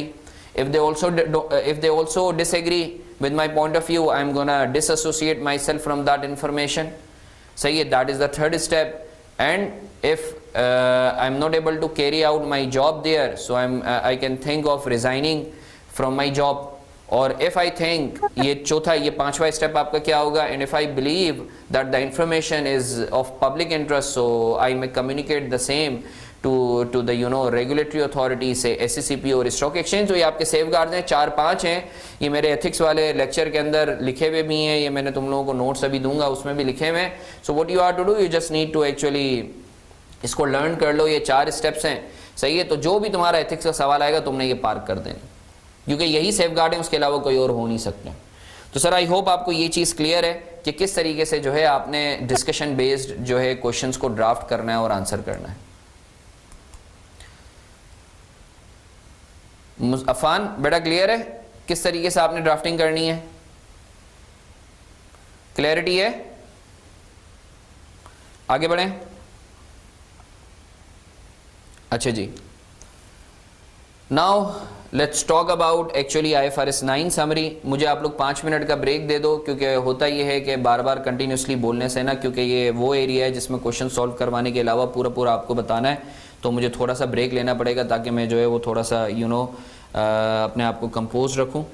5 minutes break आप लोग भी ले लो, फ्रेश हो जाओ, सही है। 5 मिनट का ब्रेक ले लो।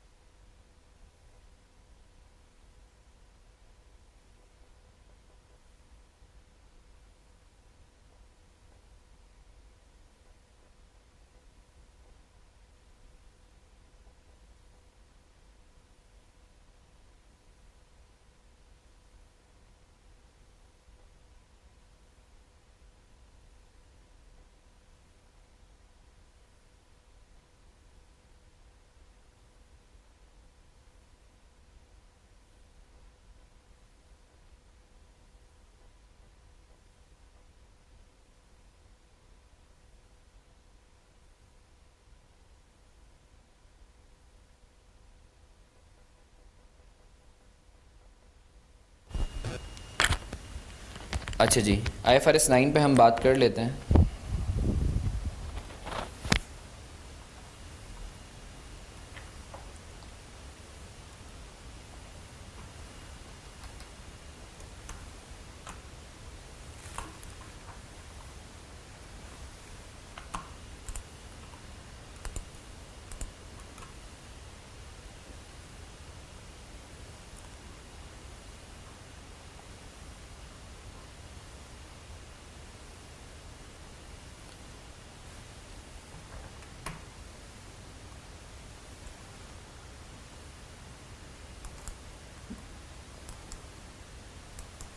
बिस्मिल्लाहिर्रहमानिर्रहीम, रब्बि इश्रह ली सदरी वयस्सिर ली अमरी वहलुल उक़दतम मिन लिसानी यफ़क़हू क़ौली।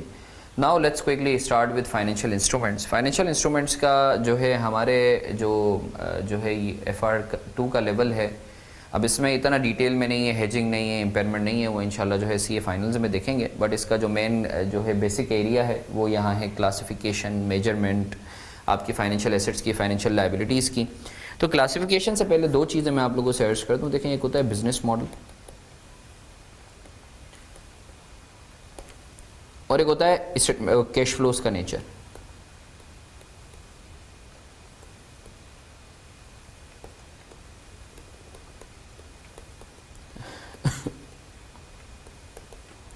बिजनेस मॉडल आपके जो हैं वो तीन है। किसी भी जब भी आप इन्वेस्टमेंट करते हैं, याद रखें, जब भी आप इन्वेस्टमेंट करते हैं, अच्छा इन्वेस्टमेंट जो है ना दो तरीक़ों से हो सकती है। या तो आप डेट की फॉर्म में इन्वेस्टमेंट करेंगे या इक्विटी की फॉर्म में इन्वेस्टमेंट करेंगे। इन्वेस्टमेंट दो तरीक़ों से हो सकती है। या तो आप डेट की फॉर्म में करेंगे, किसी को उधार दे रहे हैं, या एज अ शेयर होल्डर आप इन्वेस्टमेंट कर रहे हैं। तो जब भी आप इन्वेस्टमेंट करते हैं तो ये तीन बिजनेस मॉडल्स हो सकते हैं। Number 1, hold to collect. Number 2, hold to collect and sell. Number 3, hold to sell. आप इन्वेस्टमेंट इस नियत से करते हो कि आप जो है टिल मैच्योरिटी उसके ऊपर जो है प्रिंसिपल आप रिडीम करवाओगे और आप जो है उसके ऊपर डिविडेंड या इंटरेस्ट खाते रहोगे। Hold to collect, the aim of your investment is to collect the principal and interest और dividend thereon. Hold to collect and sell, आप इस नियत से इन्वेस्टमेंट करते हो कि आप जो है डिविडेंड खाओगे, इंटरेस्ट खाओगे और जहां आपको मौका मिला आप कैपिटल गेन कमा के एग्जिट आउट कर जाओगे। Hold to collect and sell. Hold to sell, आप इस नियत से इन्वेस्टमेंट करते हो कि आप कैपिटल गेन कमाओगे, आप बेचने की नियत से जो है, जैसे आज सुबह आपने खरीदा इस नियत से कि भाई आप उसके ऊपर गेन कमाओगे, सही है, और बेच के जहां मार्केट अच्छी हुई आप बेच के निकल जाओगे। Hold to sell trading purpose होता है। सिमिलरली जब भी आप किसी भी इन्वेस्टमेंट में जो है क्या कहते हैं इन्वॉल्व होते हो तो उसके कैश फ्लोज का एक नेचर होता है। एक कहलाता है SPPI और एक कहलाता है नॉन SPPI। SPPI क्या होता है? SPPI में जो इंस्ट्रूमेंट का कैश फ्लोज होते हैं they are not link to the performance of the company. Company की परफॉर्मेंस से लिंक नहीं होते हैं।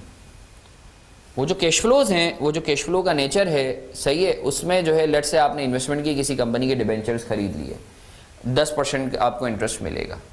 तो इररिस्पेक्टिव ऑफ कंपनी अच्छा परफॉर्म करे, बुरा परफॉर्म करे, आपको 10% ही मिलना है। तो ये जो कैश फ्लोज का नेचर है ये SPPI है, not link to the performance of the company, सही है।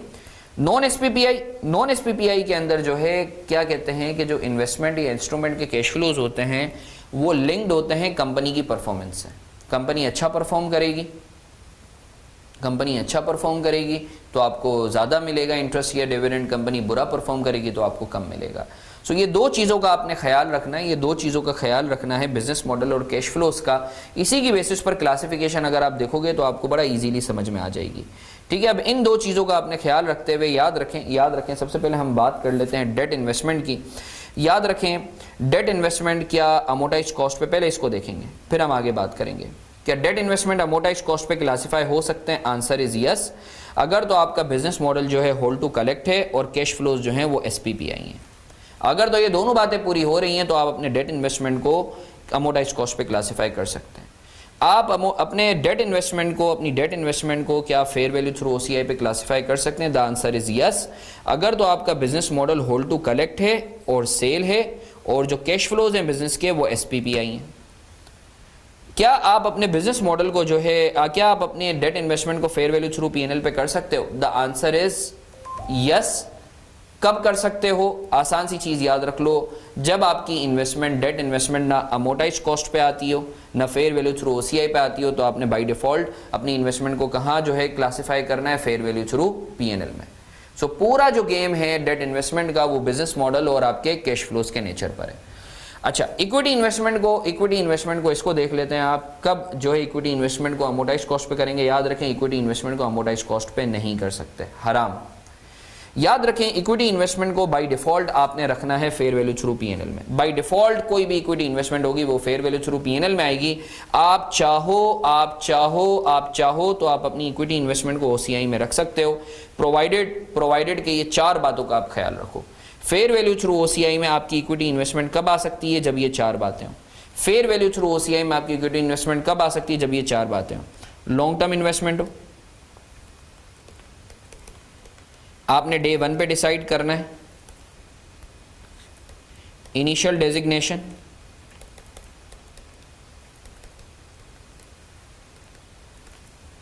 इरिवोकेबल, एक दफा डिसाइड कर लिया तो ये जेल कैटेगरी है, दोबारा जो है आप इससे रिवर्ट नहीं कर सकते। नंबर 4, जितने भी गेन्स या लॉसेस हैं शेल पार्क्ड इन ओसीआई, जितने भी गेन्स या लॉसेस हैं वो ओसीआई में चार्ज होंगे एक्सेप्ट फॉर डिविडेंड इनकम।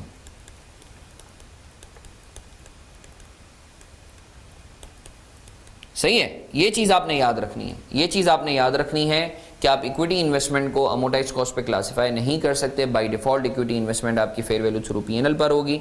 सही है, आप चाहो तो इक्विटी इन्वेस्टमेंट को ओसीआई पे कर सकते हो, प्रोवाइडेड कि ये लॉन्ग टर्म इन्वेस्टमेंट हो, डे 1 पे आपने डिसाइड किया हो, इरिवोकेबल हो, और जितने भी गेन्स या लॉसेज हैं सिवाय डिविडेंड इनकम के वो ओसीआई में चार्ज होंगे, वो कभी भी पीएनएल पर चार्ज नहीं होंगे। अच्छा जी, अब सवाल ये पैदा होता है कि सर फाइनेंशियल लायबिलिटीज़ को आप किस तरीके से क्लासिफाई करेंगे? फाइनेंशियल लायबिलिटीज़ को जो है याद रखें, आप बाय डिफ़ॉल्ट अमोटाइज कॉस्ट पे क्लासिफाई करते हैं। आप फेयर वैल्यू पर रख सकते हैं प्रोवाइडेड कि आपने उसे ट्रेडिंग के लिए लिया हो या मिसमैचिंग को जो है वो एलिमिनेट करने के लिए लिया हो। पाकिस्तान में ज़्यादातर जो फाइनेंशियल लायबिलिटीज़ हैं वो अमोटाइज कॉस्ट पे क्लासिफाई होती हैं। अब हम बात कर लेते हैं मेजरमेंट के हवाले से। इक्विटी इन्वेस्टमेंट को आप किस वैल्यू पर मेजर करेंगे? याद रखें, इक्विटी इन्वेस्टमेंट को डे 1 पे इनिशियली जो आप मेजर करेंगे इक्विटी इन्वेस्टमेंट को, वो हमेशा फेयर वैल्यू पर करेंगे। सर ट्रांजैक्शन कॉस्ट का क्या करना है? याद रखो, कोई भी क्लासिफिकेशन हो, आसान सा रूल बता रहा हूँ, अगर तो तुम्हारा कोई भी इन्वेस्टमेंट हो, डेट हो या इक्विटी हो, अगर तो तुम्हारी क्लासिफिकेशन अमोटाइज्ड कॉस्ट या ओसीआई है ना, तो ट्रांजैक्शन कॉस्ट कैपिटलाइज होगी। और अगर तो तुम्हारी क्लासिफिकेशन पीएनएल है, फेयर वैल्यू थ्रू पीएनएल है, कोई भी आपकी इन्वेस्टमेंट हो, तो आपकी ट्रांजैक्शन कॉस्ट एक्सपेंस आउट होगी। सही है। अच्छा, फेयर वैल्यू थ्रू ओसीआई में आप इनिशियली जो है fair value plus transaction cost पे करोगे, सब्सिक्वेंटली आप फेयर वैल्यू पर मेजर करेंगे। सही है। With the change dividend PNL में जाएगा, फेयर वैल्यू का चेंज ओसीआई में जाएगा। अगर फेयर वैल्यू थ्रू पीएनएल पर है तो ट्रांजैक्शन कॉस्ट को एक्सपेंस आउट करेंगे, फेयर वैल्यू पर रखेंगे, सब्सिक्वेंट मेजरमेंट फेयर वैल्यू में जाएगी, डिविडेंड भी पीएनएल में जाएगा, हलगर्स जितना भी गेन या लॉस है वो सब का सब पीएनएल में जाएगा। अच्छा जी, डेट इन्वेस्टमेंट की बात कर लेते हैं। डेट इन्वेस्टमेंट अगर अमोटाइज कॉस्ट पर है, याद रखो डे 1 पे कोई भी इन्वेस्टमेंट हो, कोई भी क्लासिफिकेशन हो, इनिशियली फेयर वैल्यू पर मेजर होगी। और अगर तो अमोटाइज कॉस्ट या फेयर वैल्यू थ्रू ओसीआई की क्लासिफिकेशन है तो ट्रांजैक्शन कॉस्ट कैपिटलाइज होगी। तुम ये देख सकते हो, देख लो, अमोटाइज कॉस्ट में initially fair value plus transaction cost, OCI में भी fair value plus transaction cost, और पीएनएल में सिर्फ फेयर वैल्यू पर। सब्सिक्वेंटली अमोटाइज कॉस्ट मॉडल पे आप अमोटाइज कॉस्ट पे रखेंगे, और कोई भी चेंजेस होंगी इंटरेस्ट वगैरह की तो वो पीएनएल में चार्ज होंगी। फेयर वैल्यू थ्रू ओसीआई के केस में जो भी आपका जो है क्या कहते हैं, आप जो है fair value plus transaction cost पे डे 1 पे रखोगे, सब्सिक्वेंटली फेयर वैल्यू पर रखेंगे। सही है। और जो है जो भी चेंज होगा इंटरेस्ट का चेंज पीएनएल में जाएगा और फेयर वैल्यू का चेंज ओसीआई में जाएगा। फेयर वैल्यू थ्रू पीएनएल में आप फेयर वैल्यू पर रखेंगे और जो भी चेंज होगा इंटरेस्ट का या फेयर वैल्यू का वो पीएनएल में जाएगा। मैं उम्मीद करता हूँ आपको क्लैरिटी है। फाइनेंशियल लायबिलिटीज़, अच्छा एक चीज़ याद रखना, फाइनेंशियल लायबिलिटीज़ में जो है ट्रांजैक्शन कॉस्ट जब हम बोलते हैं कैपिटलाइज होती है तो इसका मतलब है ट्रांजैक्शन कॉस्ट माइनस होगी, प्लस नहीं होगी। एसेट्स के केस में प्लस होती है, लायबिलिटी के केस में माइनस होती है। ठीक है, इसकी लॉजिक क्या है वो डिटेल में मैं IFRS 9 के मैंने लेक्चर्स दिए हुए भी हैं। सही है, तो वो देख लेना, उसमें डिटेल में लॉजिक भी बताई हुई है। अमोर्टाइज्ड कॉस्ट पे अगर आप क्लासिफाई करते हो तो fair value minus transaction cost पे करोगे, सब्सिक्वेंट मेजरमेंट अमोर्टाइज्ड कॉस्ट पे करोगे, और जो भी चेंजेस होंगी वो पीएनएल में जाएंगी, और चेंजेस ऑब्वियसली इंटरेस्ट से रिलेट कर रही होंगी। अगर आप फेयर वैल्यू पर रखते हो तो इनिशियली जो है फेयर वैल्यू पर रखोगे, सब्सिक्वेंट मेजरमेंट भी फेयर वैल्यू पर रखोगे। अब आपको पता है कि जब आप फेयर वैल्यू पर रखते हो तो फेयर वैल्यू का चेंज दो वजूहात की बिना पर होता है फाइनेंशियल लायबिलिटीज में, या तो आपका बेस रेट चेंज हो रहा होगा या फिर कंपनी की क्रेडिट रेटिंग चेंज हो रही होगी। सो याद रखो, अगर तो कंपनी की क्रेडिट रेटिंग की वजह से कोई भी चेंज आ रहा है तो वो ओसीआई में चार्ज होगा, और अगर बेस रेट काइबोर में चेंज की वजह से अगर कोई आ रहा है तो वो पीएनएल में चार्ज होगा। मैं उम्मीद करता हूं आपको इस चीज़ पे क्लैरिटी है IFRS 9 पे। IFRS 9 को अच्छे से देख लेना। इसके लेक्चर जो है मैंने ऑलरेडी अपने चैनल पर प्लेलिस्ट में जो है वो शेयर किए हुए भी हैं। अगर किसी को डिटेल में इलस्ट्रेशन वगैरह चाहिए सो ही और she can have a look at that. अगर कोई आपका सवाल है तो प्लीज़ मुझसे आप लोग पूछ सकते हो। अगर किसी का कोई सवाल है तो मुझसे पूछ सकते हो, otherwise we should move on. Please अगर आपका कोई सवाल है तो मुझसे पूछ सकते हो, else we should move on.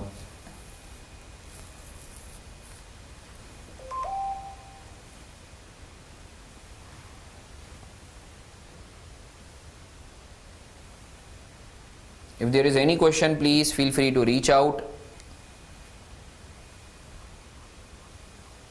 आगे बढ़े।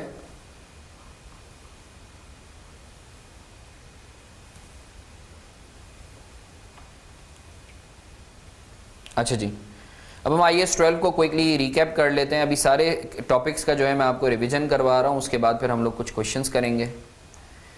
अच्छा जी, now let's talk about IAS 12 income taxes. देखें इनकम टैक्सेस जो है एक्चुअली है क्या, IAS 12 it's a bridge between accountants thinking and commissioners thinking, right. Commissioner जो सोच रहा है और जो अकाउंटेंट सोच रहा है, सही है। अकाउंटेंट जो ट्रीटमेंट करता है वो IFRS के हिसाब से करता है, जो कमिश्नर ट्रीटमेंट करता है वो इनकम टैक्स ऑर्डिनेंस के हिसाब से करता है। तो जाहिर सी बात है कि आपका जो प्रॉफिट होता है वो IFRS के हिसाब से होता है, बट जो टैक्स लग रहा होता है वो कमिश्नर के हिसाब से लग रहा होता है। सो जाहिर बात है एक अनोमली आ जाती है, क्योंकि आप अपनी फाइनेंशियल्स के अंदर profit as per IFRS show कर रहे होते हैं। सो इस अनोमली को जो है वो ब्रिज करने के लिए जो है IAS 12 जो है वो वजूद में आया, सही है। डेफर टैक्स क्या होता है? डेफर टैक्स क्या होता है? It's actually a bridge between commissioners thinking and accountants thinking, सही है। दो तीन अहम बातें हैं जो आपने याद रखनी है। देखें याद रखें, दो किस्म के डिफरेंसेस हो सकते हैं कमिश्नर की थिंकिंग में और अकाउंटेंट की थिंकिंग में।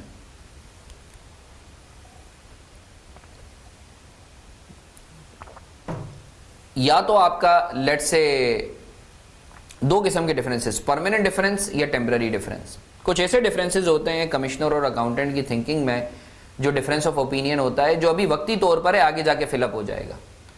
और कुछ ऐसे डिफरेंसेस होते हैं जो कभी भी फिलअप हो ही नहीं सकते हैं, परमानेंट डिफरेंसेस जिसको हम कहते हैं। टेम्पररी डिफरेंसेस क्या क्या हो सकते हैं? फॉर एग्जांपल अगर मैं बात करूं, टैक्स वाला बोलता है कि भाई हम कैश बेसिस पर इनकम चार्ज करेंगे, IFRS बोलता है हम एक्रूवल बेसिस पर करेंगे। टेम्पररी डिफरेंस है, सही है। टैक्स वाला बोलता है कि भाई एक्सपेंस हम उस वक्त अलाउ करेंगे जब राइट ऑफ होगा। जैसे बेड डेट्स की अगर मैं बात करूं, IFRS के तहत हम एक्सपेंस प्रोविजन उस वक्त बुक करते हैं जैसे ही हमें शक होता है। Temporary difference. परमानेंट डिफरेंस, हम किसी चीज को इनकम मान रहे हैं, टैक्स वाला बोलता है ये एग्जेम्प्ट है, टैक्स वाला मानता ही नहीं है। एग्जेम्प्ट इनकम, एग्रीकल्चर इनकम, माशाल्लाह आप सबने इनकम टैक्स ऑर्डिनेंस पढ़ा हुआ है। एक और एग्जांपल, पेनल्टीज। हमारे लिए वो एक्सपेंस है IFRS के तहत, टैक्स वाला बोलता है भाई मैं पेनल्टीज जो आप पे लगती हैं वो मैं नहीं मानता, सही है। Permanent difference. सो याद रखें जो आपका डेफर टैक्स क्रिएट होगा वो सिर्फ और सिर्फ जो है वो टेम्पररी डिफरेंसेस पर होगा, परमानेंट डिफरेंसेस पर जो है वो डेफर टैक्स क्रिएट नहीं होता, सही है। अच्छा, अब इधर एक अहम बात मैं आपको बताऊं, जब भी आपके पास IAS 12 से रिलेटेड सवाल आएगा ना, तो ये 4 स्टेप्स के अंदर आपके सवाल सॉल्व होगा। सबसे पहले तो आपने क्या करना है, conversion of accounting profit into taxable profit. Conversion of accounting profit into taxable profit, ये पहला स्टेप है, सही है। टैक्सेबल प्रॉफिट आपका आ जाएगा तो आपने फिर क्या निकालना है, करंट टैक्स। करंट टैक्स कैसे निकलता है? टैक्सेबल प्रॉफिट के ऊपर टैक्स रेट लगा देंगे। फिर आपने निकालना है डेफर्ड टैक्स। अब डेफर्ड टैक्स निकालने के दो तरीके हैं, पीएनएल अप्रोच और बैलेंस शीट अप्रोच। और फिर आपने बनानी है tax recon.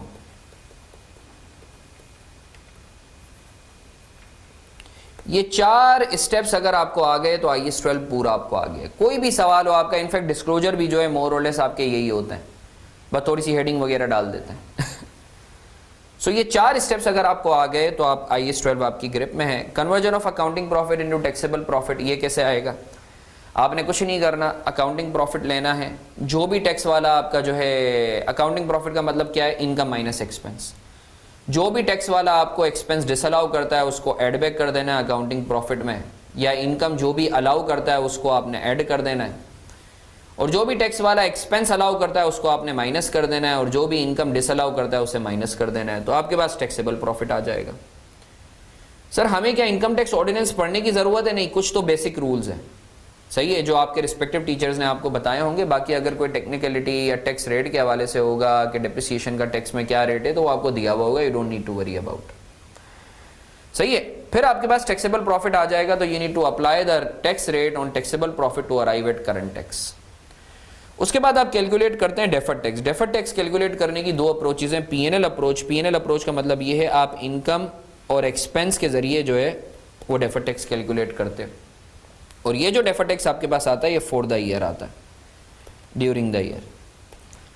Balance sheet approach में जो है आप एसेट्स और लायबिलिटीज के जरिए कैलकुलेट करते हैं, और ये जो आपके पास आता है वो एज ऑफ आता है, ये आपके पास आता है एज ऑफ बैलेंसेज आता है, सही है। अब सर पीएनएल अप्रोच के तहत जो इनकम और एक्सपेंस जो है जो आप जो पीएनएल अप्रोच के तहत आप करते हैं, तो सर हम कैसे निकालेंगे? आसान सी चीज़, ये रूल बाई मारफानी आपने याद रखना है, ये ज़िंदगी भर आप लोग कभी भी नहीं भूलोगे अगर पीएनएल अप्रोच आप लोग कर रहे हो तो। देखो याद रखो, इनकम अपने साथ टैक्स का बर्डन लाती है और एक्सपेंस अपने साथ टैक्स का बेनिफिट लाता है। अगर तो आज आप कोई एक्सपेंस चार्ज कर रहे हो, मतलब बेनिफिट मांग रहे हो, और टैक्स वाला बोलता है नहीं है मैं एक्सपेंस का बेनिफिट नहीं दूंगा, मतलब आगे जाके देगा, मतलब आगे जाके बेनिफिट मिलेगा, तो आज क्या क्रिएट होगा? Deferred tax asset. सिमिलरली अगर आप कोई एक्सपेंस मांग रहे हो, नहीं मांग रहे, टैक्स वाला बोलता है नहीं भाई ये मैं बेनिफिट दे रहा हूँ, एक्सपेंस ले लो, एक्सपेंस चार्ज करवाओ, मतलब टैक्स के नाम पे बेनिफिट मिल रहा है आपको, मतलब आगे जाके आपको बेनिफिट नहीं मिलेगा, तो आज आप क्या क्रिएट करोगे? Deferred tax liability. इनकम के पर्सपेक्टिव से अगर लेट से एक इनकम आप बोल रहे हो कि भाई ये मैं चार्ज करवाऊंगा, बर्डन टैक्स का बर्डन लूंगा, टैक्स वाला बोलता है नहीं भाई मैं इनकम तुम्हारी नहीं मान रहा, आगे जाके मानूंगा, तो मतलब आज टैक्स वाला बर्डन नहीं डाल रहा, मतलब आगे जाके बर्डन डालेगा, तो आज क्या क्रिएट होगा? Deferred tax liability. Similarly income के पर्सपेक्टिव से अगर एक इनकम आप बोलते हो आज मेरी नहीं है, मैंने अर्न नहीं की, टैक्स वाला बोलता है नहीं इसको आप अपने पास लो टैक्स के पर्सपेक्टिव से बेस्ड ऑन रूल्स, मतलब आज बर्डन डाल रहा है, मतलब आगे जाके बर्डन नहीं डालेगा, तो आज क्या क्रिएट होगा? Deferred tax asset. सो ये चीज़ आपने याद रखनी है, अगर आज बर्डन ज़्यादा डाल रहा है या बेनिफिट नहीं दे रहा, मतलब कल कलाक बर्डन कम डालेगा या बेनिफिट देगा, तो आज क्या क्रिएट होगा? Deferred tax asset.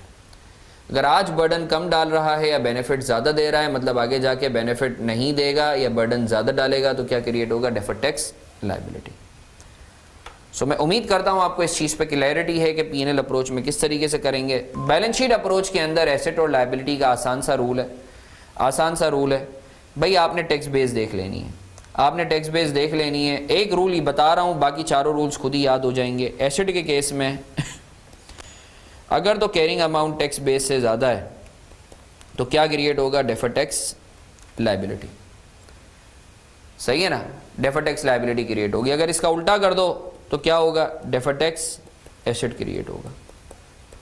और लायबिलिटी के केस में इसका बिल्कुल उल्टा है, लायबिलिटी के केस में इसका बिल्कुल उल्टा है, ठीक है ना, लायबिलिटी के केस में इसका बिल्कुल उल्टा है, सही है। तो ये चीज़ आपने याद रख लेनी है। अच्छा सर हमें कैसे पता चलेगा कि बैलेंस शीट अप्रोच यूज़ करनी है या पीएनएल अप्रोच? आसान सी चीज़ है भाई, अगर तो सवाल में इनकम और एक्सपेंसेस जो हैं दिए हुए हैं तो पीएनएल अप्रोच, अगर एसेट और लायबिलिटी दी हुई है तो बैलेंस शीट अप्रोच। सर दोनों दिए हुए हैं, फिर क्या करें? अच्छा, एग्जामिनर नॉर्मली क्या करता है, वो दोनों की कुछ कुछ चीज़ें दे देता है, कुछ पीएन इनकम और एक्सपेंस दे देता है, कुछ आइटम से रिलेटेड और कुछ आइटम से रिलेटेड एसेट और लाइबिलिटी दे देता है। तो आपको मजबूरन दोनों करने पड़ते हैं। नहीं सर, अगर सारी सारी चीज़ें दी हुई हो दोनों की, तो फिर मैं होता तो मैं बैलेंस शीट अप्रोच यूज़ करता, कंपेरेटिवली आसान होती है बैलेंस शीट अप्रोच, ठीक है ना। बाकी आपके ऊपर है, मैंने आपको दोनों तरीके बता दिए, सही है। So sir, this is it from my side with respect to IAS 12। अगर किसी का कोई सवाल है तो जो है आप लोग मुझसे पूछ सकते हो, else we should move on. अच्छा जी, एक आप लोगों से जो है अर्ज करनी थी, ऑल्दो हमारा टाइम जो है वो 5 बजे तक का था, बट एक्चुअली मेरी एक अर्जेंट जो है क्या कहते हैं, एक अर्जेंट कमिटमेंट आ गई है। सो आज का सेशन मैं यहीं तक रखूँगा। इंशाल्लाह कल हम लोग मुलाकात करेंगे, कल बाकी स्टैंडर्ड्स को जो है हम लोग रन थ्रू करेंगे, सही है, डिटेल में कुछ क्वेश्चंस वगैरह करेंगे और फिर हम लोग जो है सेशन को कंक्लूड करेंगे। सो आज के लिए तहे दिल से माजरत। सो आज के लिए हम इतना ही रखते हैं। इंशाल्लाह मैं आप लोगों से जो है फिर क्या कहते हैं कल मुलाकात करता हूँ। अल्लाह आप सबका हामी और नासिर हो। कल मैं आप लोगों से लिंक पहले भी शेयर कर दूंगा। अच्छा, एक चीज़ है जो है हम लोगों ने व्हाट्सएप ग्रुप बनाया है सारी चीज़ें वगैरह शेयर करने के लिए। सो आई एम श्योर आप लोगों को जो है व्हाट्सएप ग्रुप का लिंक भी आप लोगों के पास मौजूद होगा। अगर किसी के पास नहीं है तो what you can do, you just need to message me on this number, I am gonna add you up in the relevant WhatsApp group. आप मुझे मैसेज कर सकते हो 0332356060। आप मुझे मैसेज कर सकते हो, ये नंबर नोट कर लो। अगर किसी को जो है क्या कहते हैं व्हाट्सएप ग्रुप पर कोई एडिट नहीं है, do message me, I am gonna add you up in the WhatsApp group. So आज का session we are calling off up till here. इंशाल्लाह नेक्स्ट सेशन जो है मैं इंशाल्लाह कल तुम लोगों का लूँगा, सही है। सो आज के लिए थोड़ा सा जल्दी ऑफ करने के लिए तहे दिल से माजरत। इंशाल्लाह फिर आप लोगों से मुलाकात होती है, ठीक है मुस्तफ़ा, ठीक है अफ़ान, चलो ओके, अल्लाह हाफ़िज़।